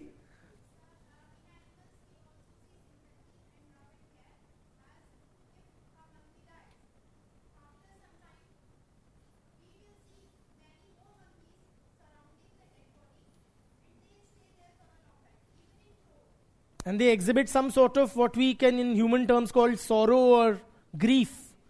You see animals grieving. Even we've heard of elephants like grieving and after the death of the leader of the whatever. Lot of such. Some animals are even reported to have some sort of burial grounds where they would bury their dead. Animals are eerily human-like in so many ways. Many animals, amongst many species, there is a very clear-cut division of labor. Right? There are leadership positions like amongst the bees. The division of labor and the specialization in ants would put humans to shame. Yes or no? You observe ants, they look like remarkably organized. So having established, friends, that yes, there is some degree of social organization even amongst other animals. Okay, so society is not exclusively a human entity.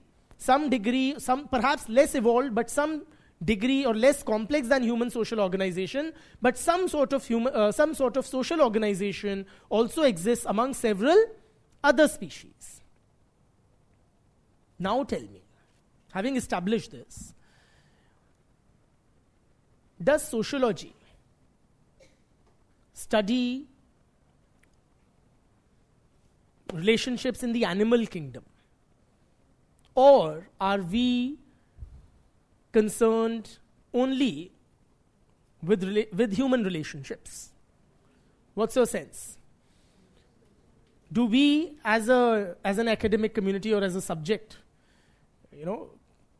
is it our domain to investigate into the relationship between the sher and the sherni, or the cheetah and the cheetah, or the kahua and the kawi?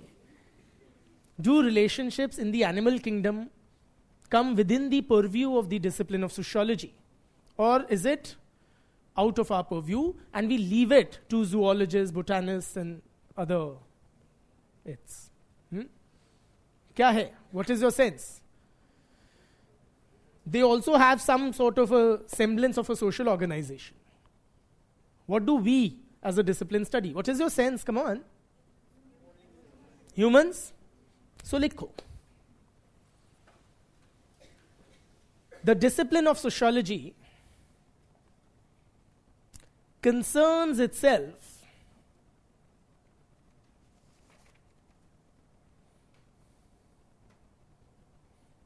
with the study of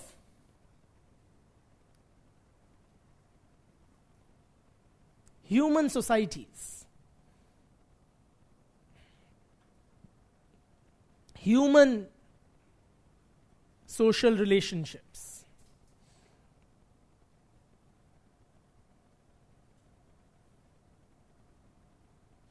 human social institutions.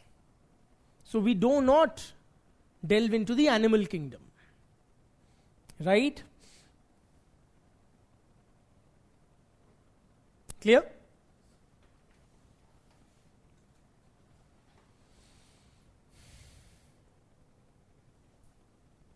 So we are primarily focused on human social institutions, human social relationships.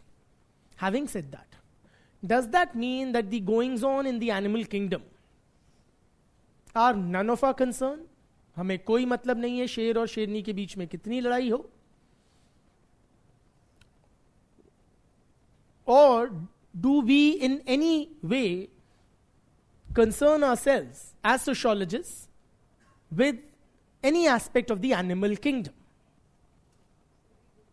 We do? What aspect, Betty?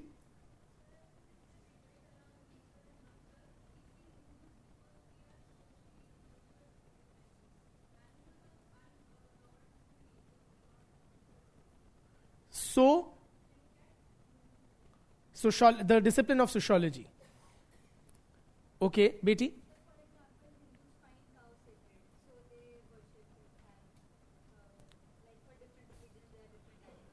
Wonderful.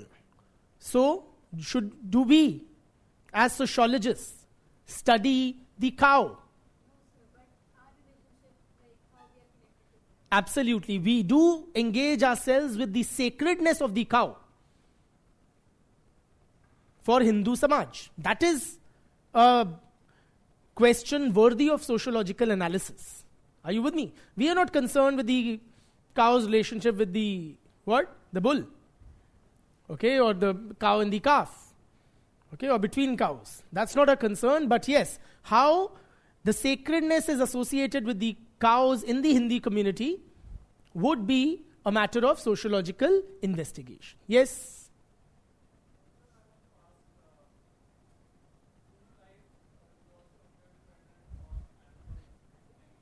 Like how? You're right, and how? Absolutely. So we consume a lot of meat.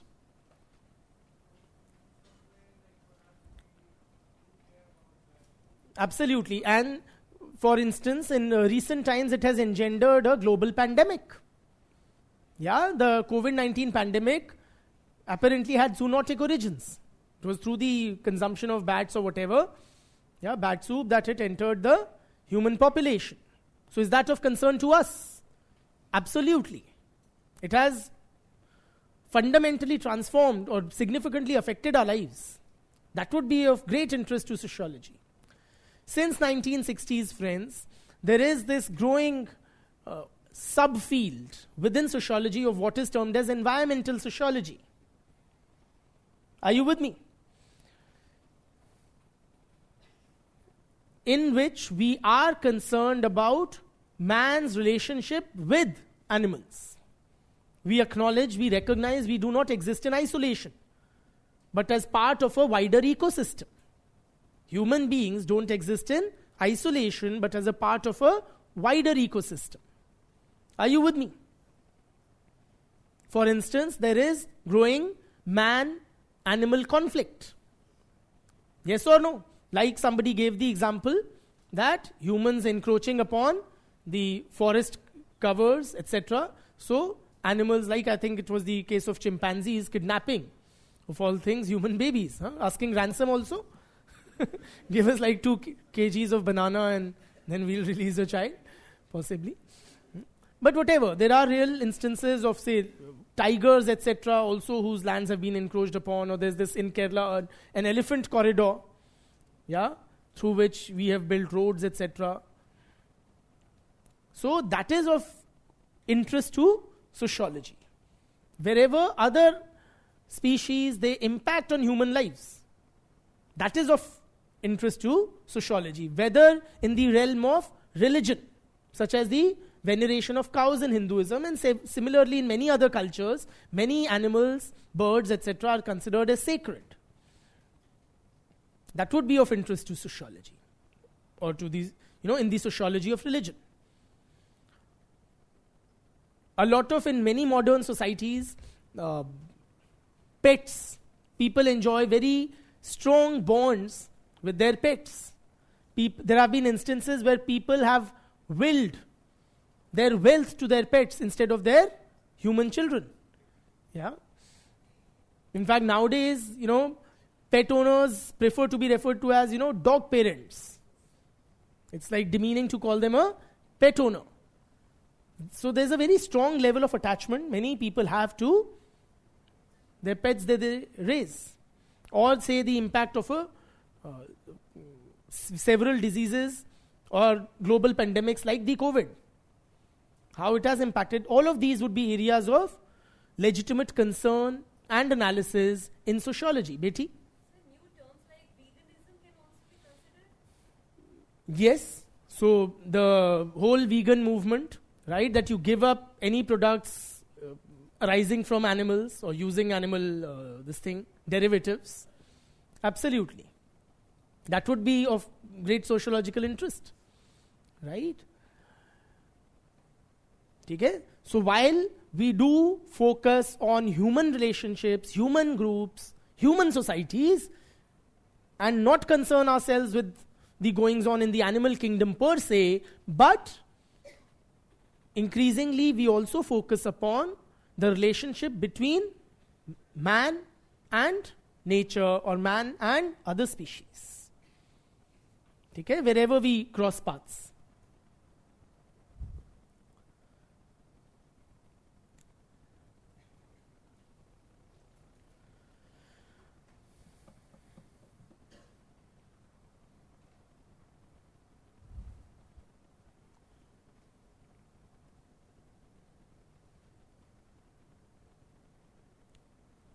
Try to paraphrase it and write it in your own way. Even if you have to use colloquial language, examples, if you're unable to, say, frame a coherent sentence in English, write in Hindi or in mix of English and Hindi. But try to develop that ability to, rather than peek in the neighbor's copy, bluntly. That's an important part of the learning process.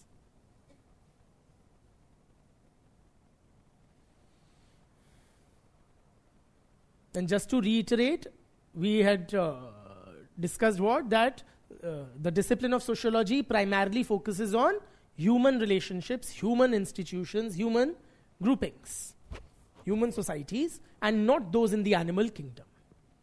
But to the extent that other species have a relevance for man, whether as food, as sacred or objects of worship, are you with me?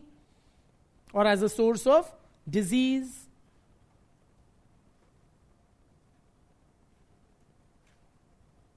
We also study that element of the man-animal relationship.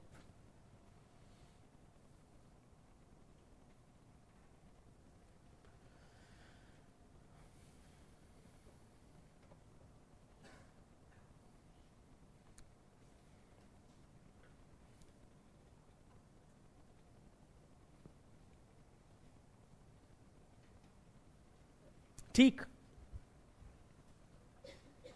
Shall we proceed? Secondly, again you tell me, what is the nature of this discipline? What is your intuitive sense? Does sociology, is it concerned with studying how society is? Or is it concerned with how society should be or ought to be? Do we concern ourselves with describing the social reality as it exists? Or do we concern ourselves with, charting out a vision for a better, brighter, collective tomorrow? What is the nature of this discipline? जैसा समाज की संरचना, उसका गठन है, हम वो study करते हैं, या कैसा समाज हमें चाहिए, कैसा होना चाहिए, हम उस पे फोकस करते हैं.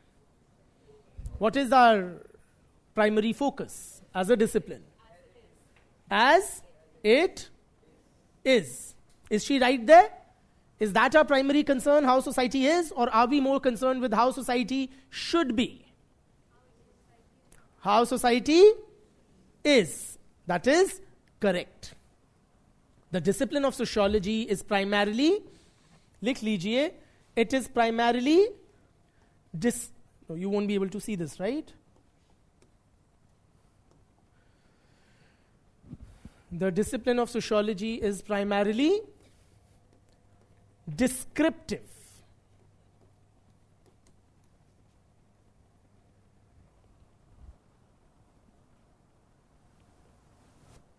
It is primarily descriptive and not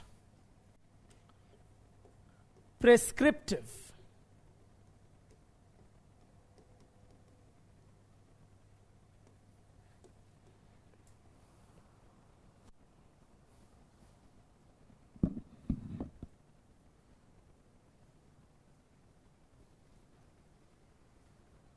What do we mean by that? It basically describes how things are in the society. Are you with me? It does not prescribe how things should be or ought to be.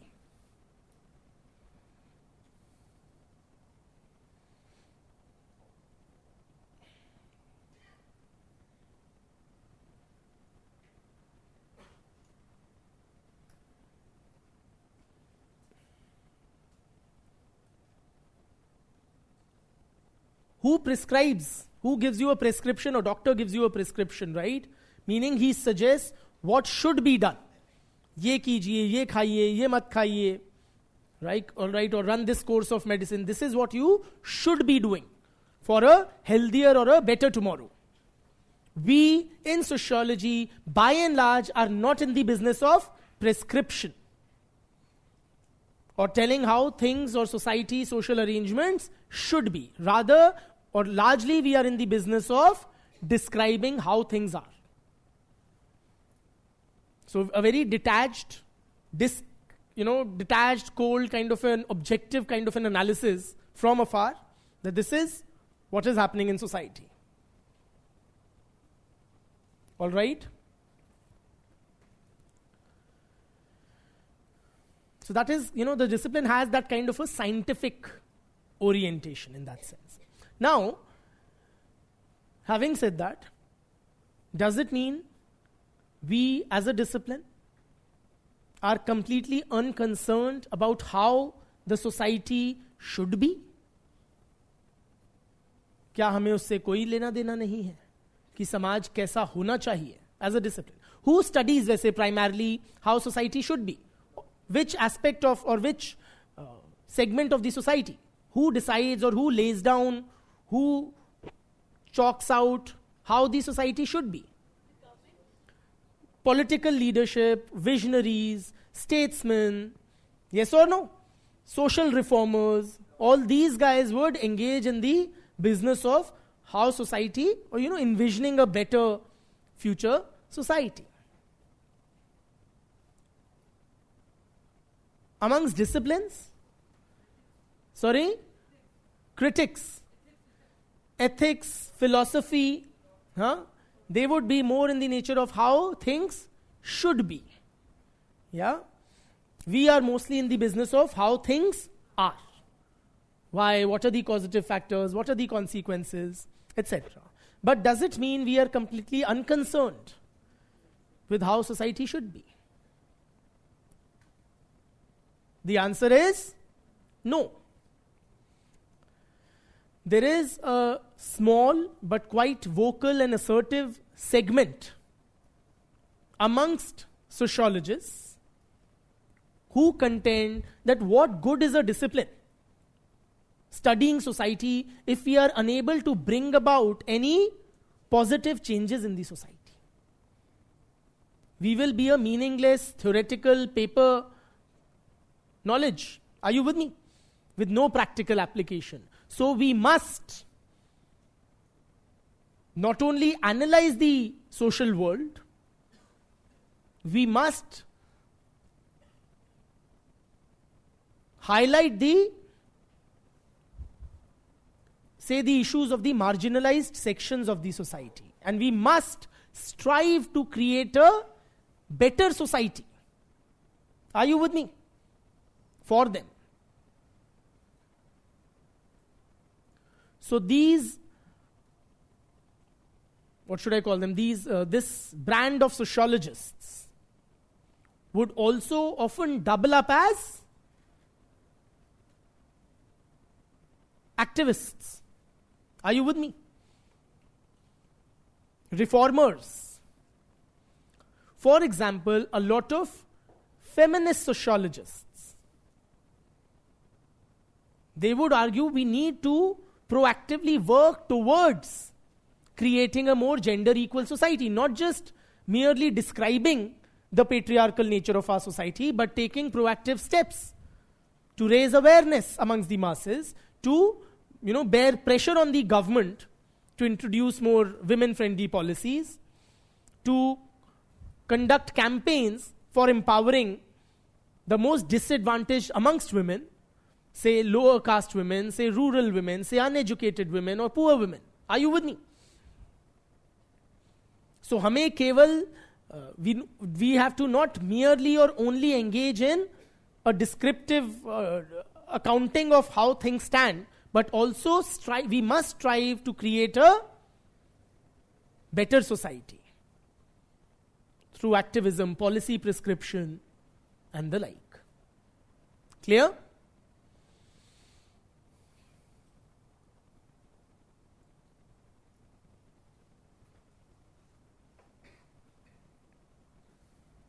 I repeat, sociology largely is regarded as a descriptive discipline and not a prescriptive discipline, but a small body of rather assertive and very vocal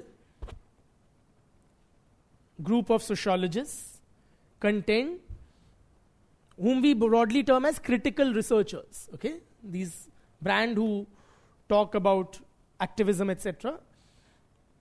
Critical researchers contend that the discipline must engage in questions of shoulds, or how society should be, how we can create a better tomorrow, particularly for the marginalized sections of the society. Whether it is feminist sociologists or in Indian society, a lot of Dalit sociologists. They say our task is not merely to highlight or, describe the nature of caste oppression in India, but also take proactive steps to create a less exploitative society. Proactive steps to end casteism, or to mitigate the suffering of the lower castes. ठीक है? Yes?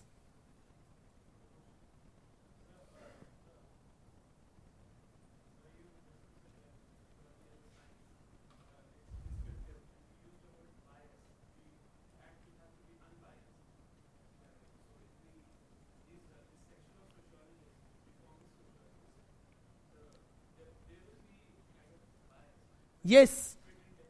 So, for those who can't hear, his question is that we generally regard sociology as a very unbiased and detached, distant, objective analysis of the social world. But these guys, they would be, and he's kind of hesitant to use the word, but he's saying they would be biased, even if in the favor of the disprivileged sections. But there is a bias in their thinking, etc. So you are right. And they do not subscribe to this notion of objectivity. They say the discipline should not be objective. We should speak up for the disadvantaged sections. We should write and analyze society from the perspective of the marginalized and the oppressed. What good or what great is there in objectivity or value neutrality? Are you with me? We should be in favor of, according to these critical researchers, we should analyze the society from the perspective of women, from the perspective of Dalits, from the perspective of religious minorities or ethnic minorities. Theek? So they do not subscribe to this whole notion of objectivity. Simply.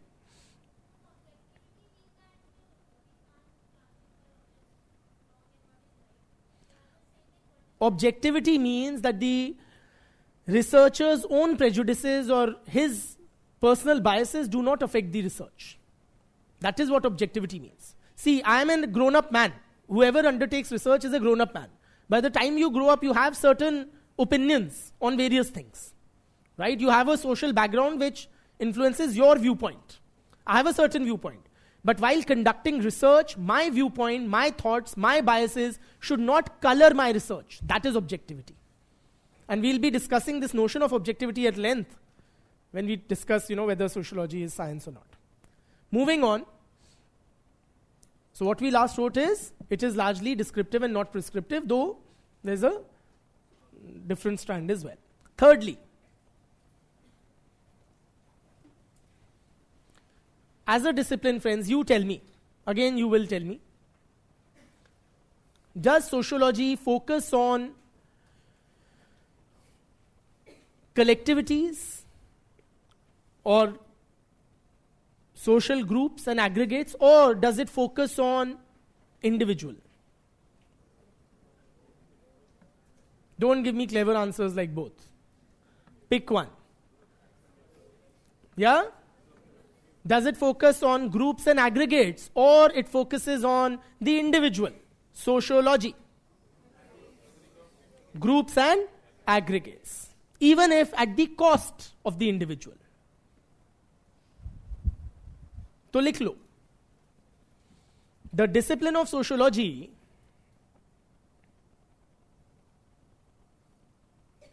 focuses its attention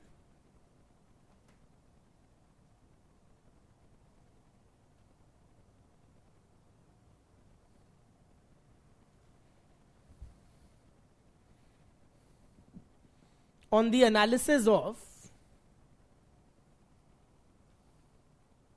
social groups or collectivities, aggregates,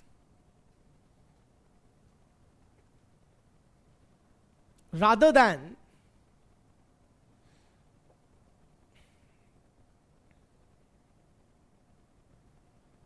the individual.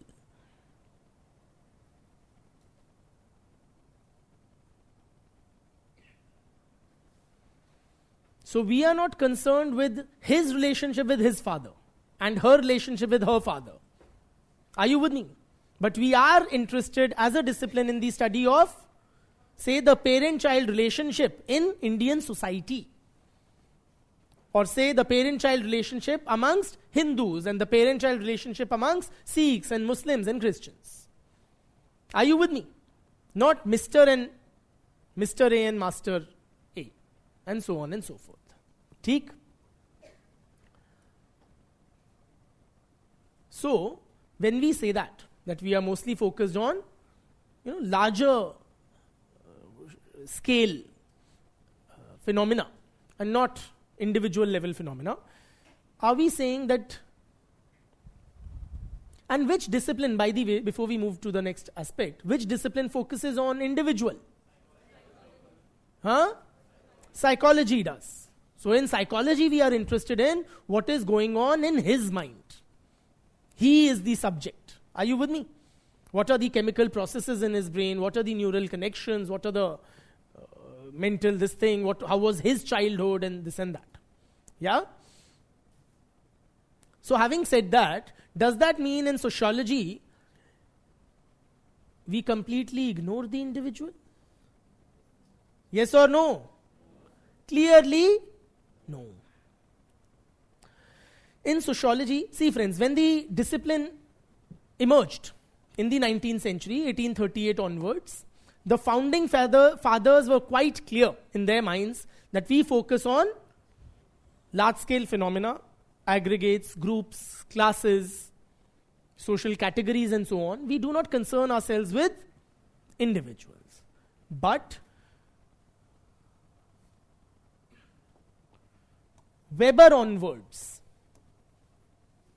Weber writing sometime in the early 20th century. Okay, just to give you a timeline. The individual also started receiving attention in sociological research.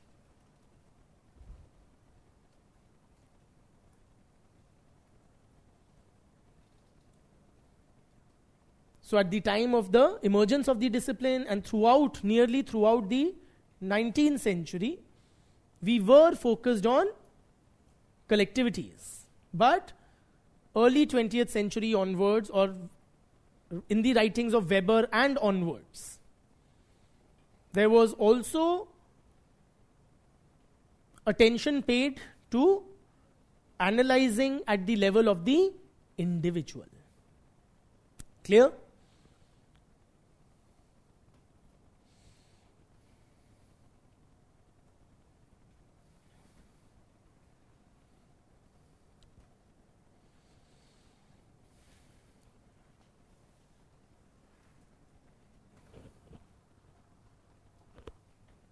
Next point.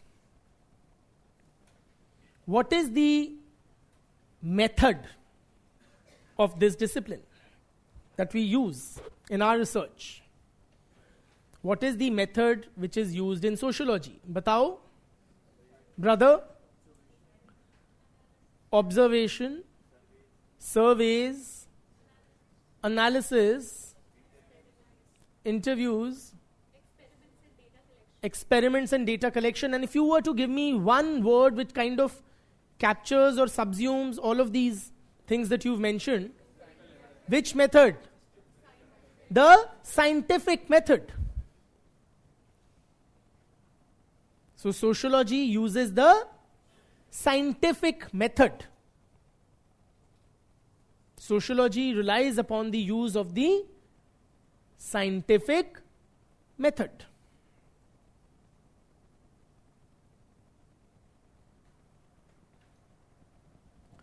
Now, what do you mean by the scientific method? Not in great detail, but just a peek into what is this scientific method. It is based on empirical evidence. Yes or no? I don't say, or my research is not based on my opinion or my viewpoint. It is based on hard empirical evidence, backing up whatever claims I'm making or conclusions I'm reaching. It may entail conducting experiments, data collection, scientifically and objectively processing that data, all of that. Are you with me? And the founding fathers of the discipline, whether it was Comte, whether it was Durkheim, whether it was Saint Simon, whether it was Herbert Spencer, were all very clear in their minds that sociology is a scientific discipline. So, sociology or sociological research uses the scientific method, which entails all of this.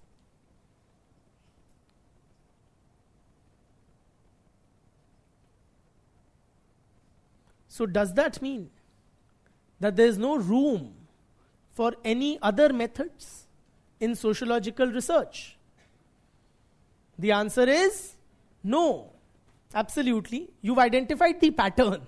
See, you may not know, but you have identified the pattern. So starting from who? Weber, not Comte. Comte was pure science. Starting from Weber. Other methods, yani non-scientific methods, also began to be used in sociological research. What were these other methods? We learn over time. But methods other than the scientific method also began to be used in, or this view that sociology is a scientific discipline began to be challenged. Weber and onwards. All right?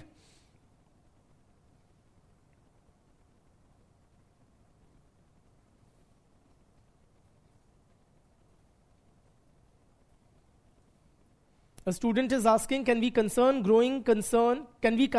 growing concern of dog bites under sociology? What's your take? Can we consider growing concern for dog bites under sociology? Yes, you can.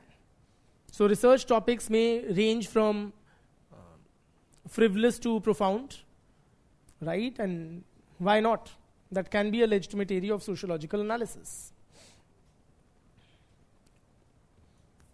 Yeah. What about euthanizing of animals? Like if an animal has attacked a human, even when a human has gone into the area? That would be within the purview of sociology for sure. Yeah. Chaliye, where were we? What's the last thing we've written? Whether sociology uses the scientific method or not. Nextly, friends, and again you guys will tell me, what is our focus in sociology? Do we try to, arrive at generalizations, identify patterns, etc., or do we focus on the study of unique events? What is our focus area? Sorry? Patterns and generalizations rather than focusing on unique events. Absolutely. And which discipline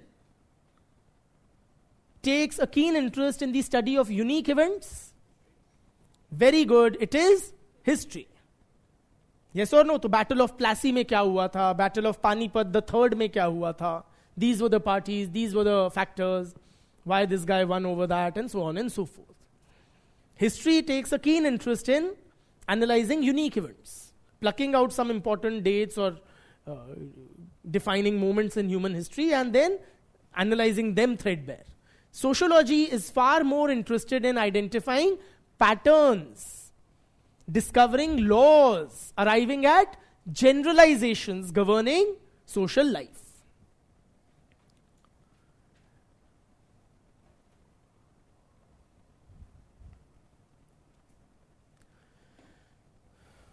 For example, many of the early sociologists were very interested in discovering or identifying the laws of social evolution. How the society transforms from one type to another over a period of time. Laws of social evolution.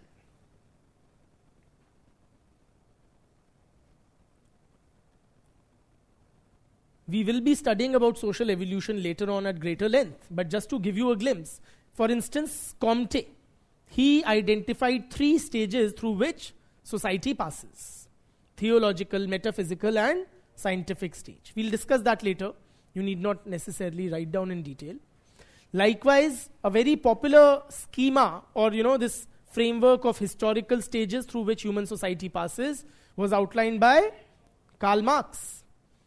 How society evolves from primitive communism through ancient slave society, through feudal society to industrial capitalist society, and finally culminating in the establishment of communist society. Communal nahi, communist society. Communal society to hamari hai. Okay? Lewis Henry Morgan, he also, identified how society transforms from the stage of savagery to barbarism to civilization. Many people, many of these sociologists did. Herbert Spencer did. Many of them did. ठीक है?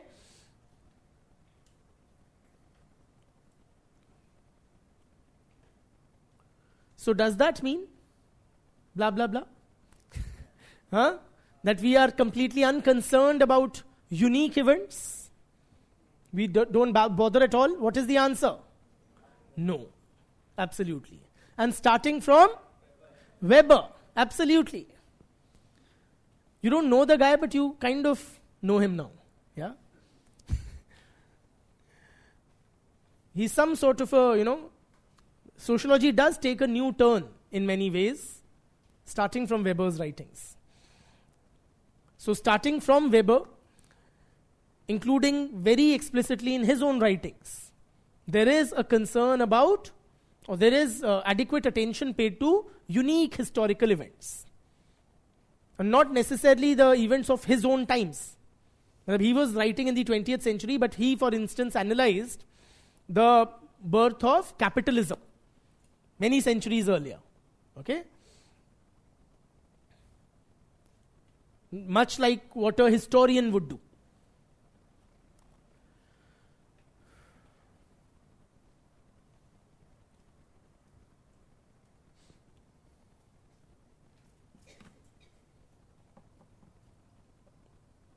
Clear? So we mostly focus on arriving at generalizations or identifying laws, but Weber onwards, there is that other tendency as well.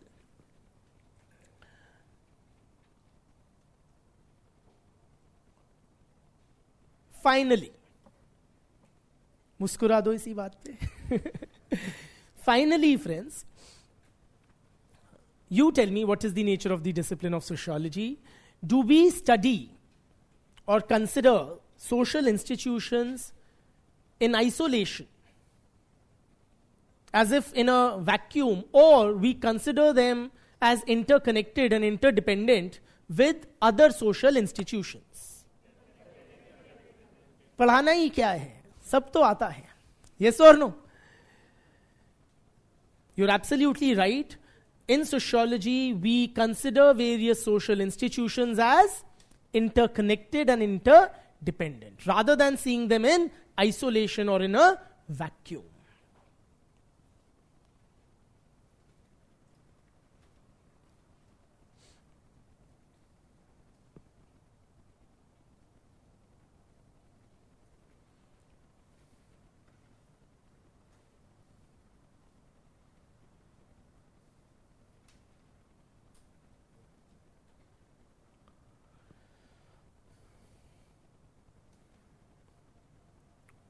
So we focus on the interconnections, the interdependence between social institutions, rather than seeing them in silos, in compartments, or in isolation. ठीक? लिख तो लिया जल्दबाजी में, but अब समझा दो मुझे. Why do you say that social institutions are interconnected, interdependent? Or more specifically, brother?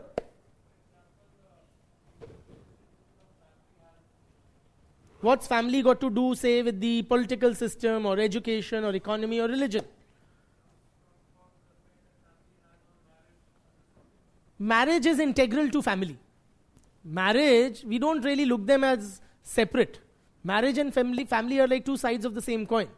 But if you could throw light on the relationship or the dependence, the connection between family and, say, religion. How is family impacted by religion? Aren't they two completely separate things? Or how a family is affected by the political system, the economy, the education system, any of it. It is very apparent. Of course it is. Brother?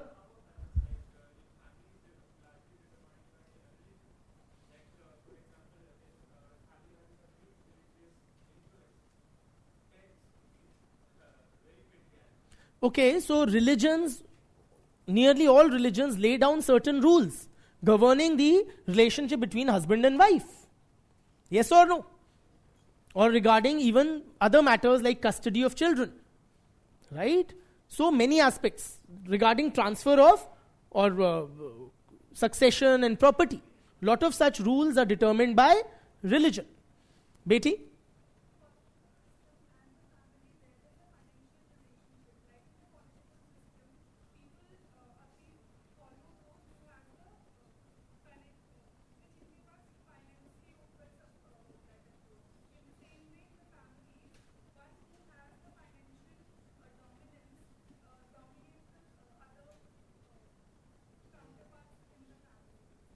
You're drawing a parallel between the political system and the family rather than expressing their linkage.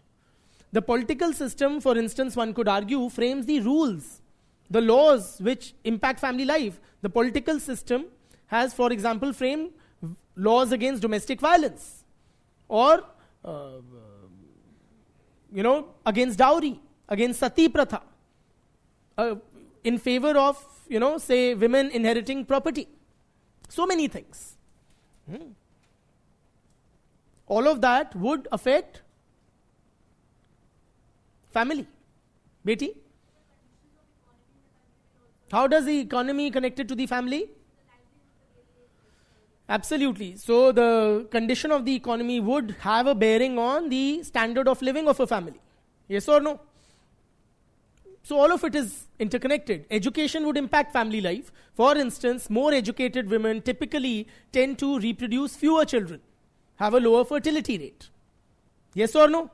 पढ़ी लिखी औरतें कम बच्चे जन्मती हैं, अनपढ़ औरतें ज़्यादा बच्चे जन्मती हैं. So the fertility behavior of a couple is greatly affected by the level of education of the members of the family, particularly women. Beti? Absolutely. It will also influence practices like female feticide. So we get it that basically different social institutions are interconnected and interdependent, and as sociologists, we don't see social institutions in isolation, but rather in that, embeddedness in the wider society, how they are connected to the other social institutions. बहुत बहुत धन्यवाद. ठीक है? So that is about the nature of the discipline of sociology.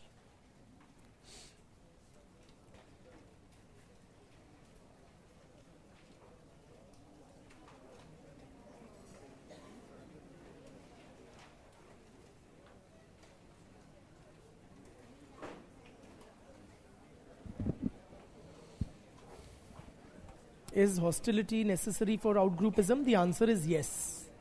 Divya?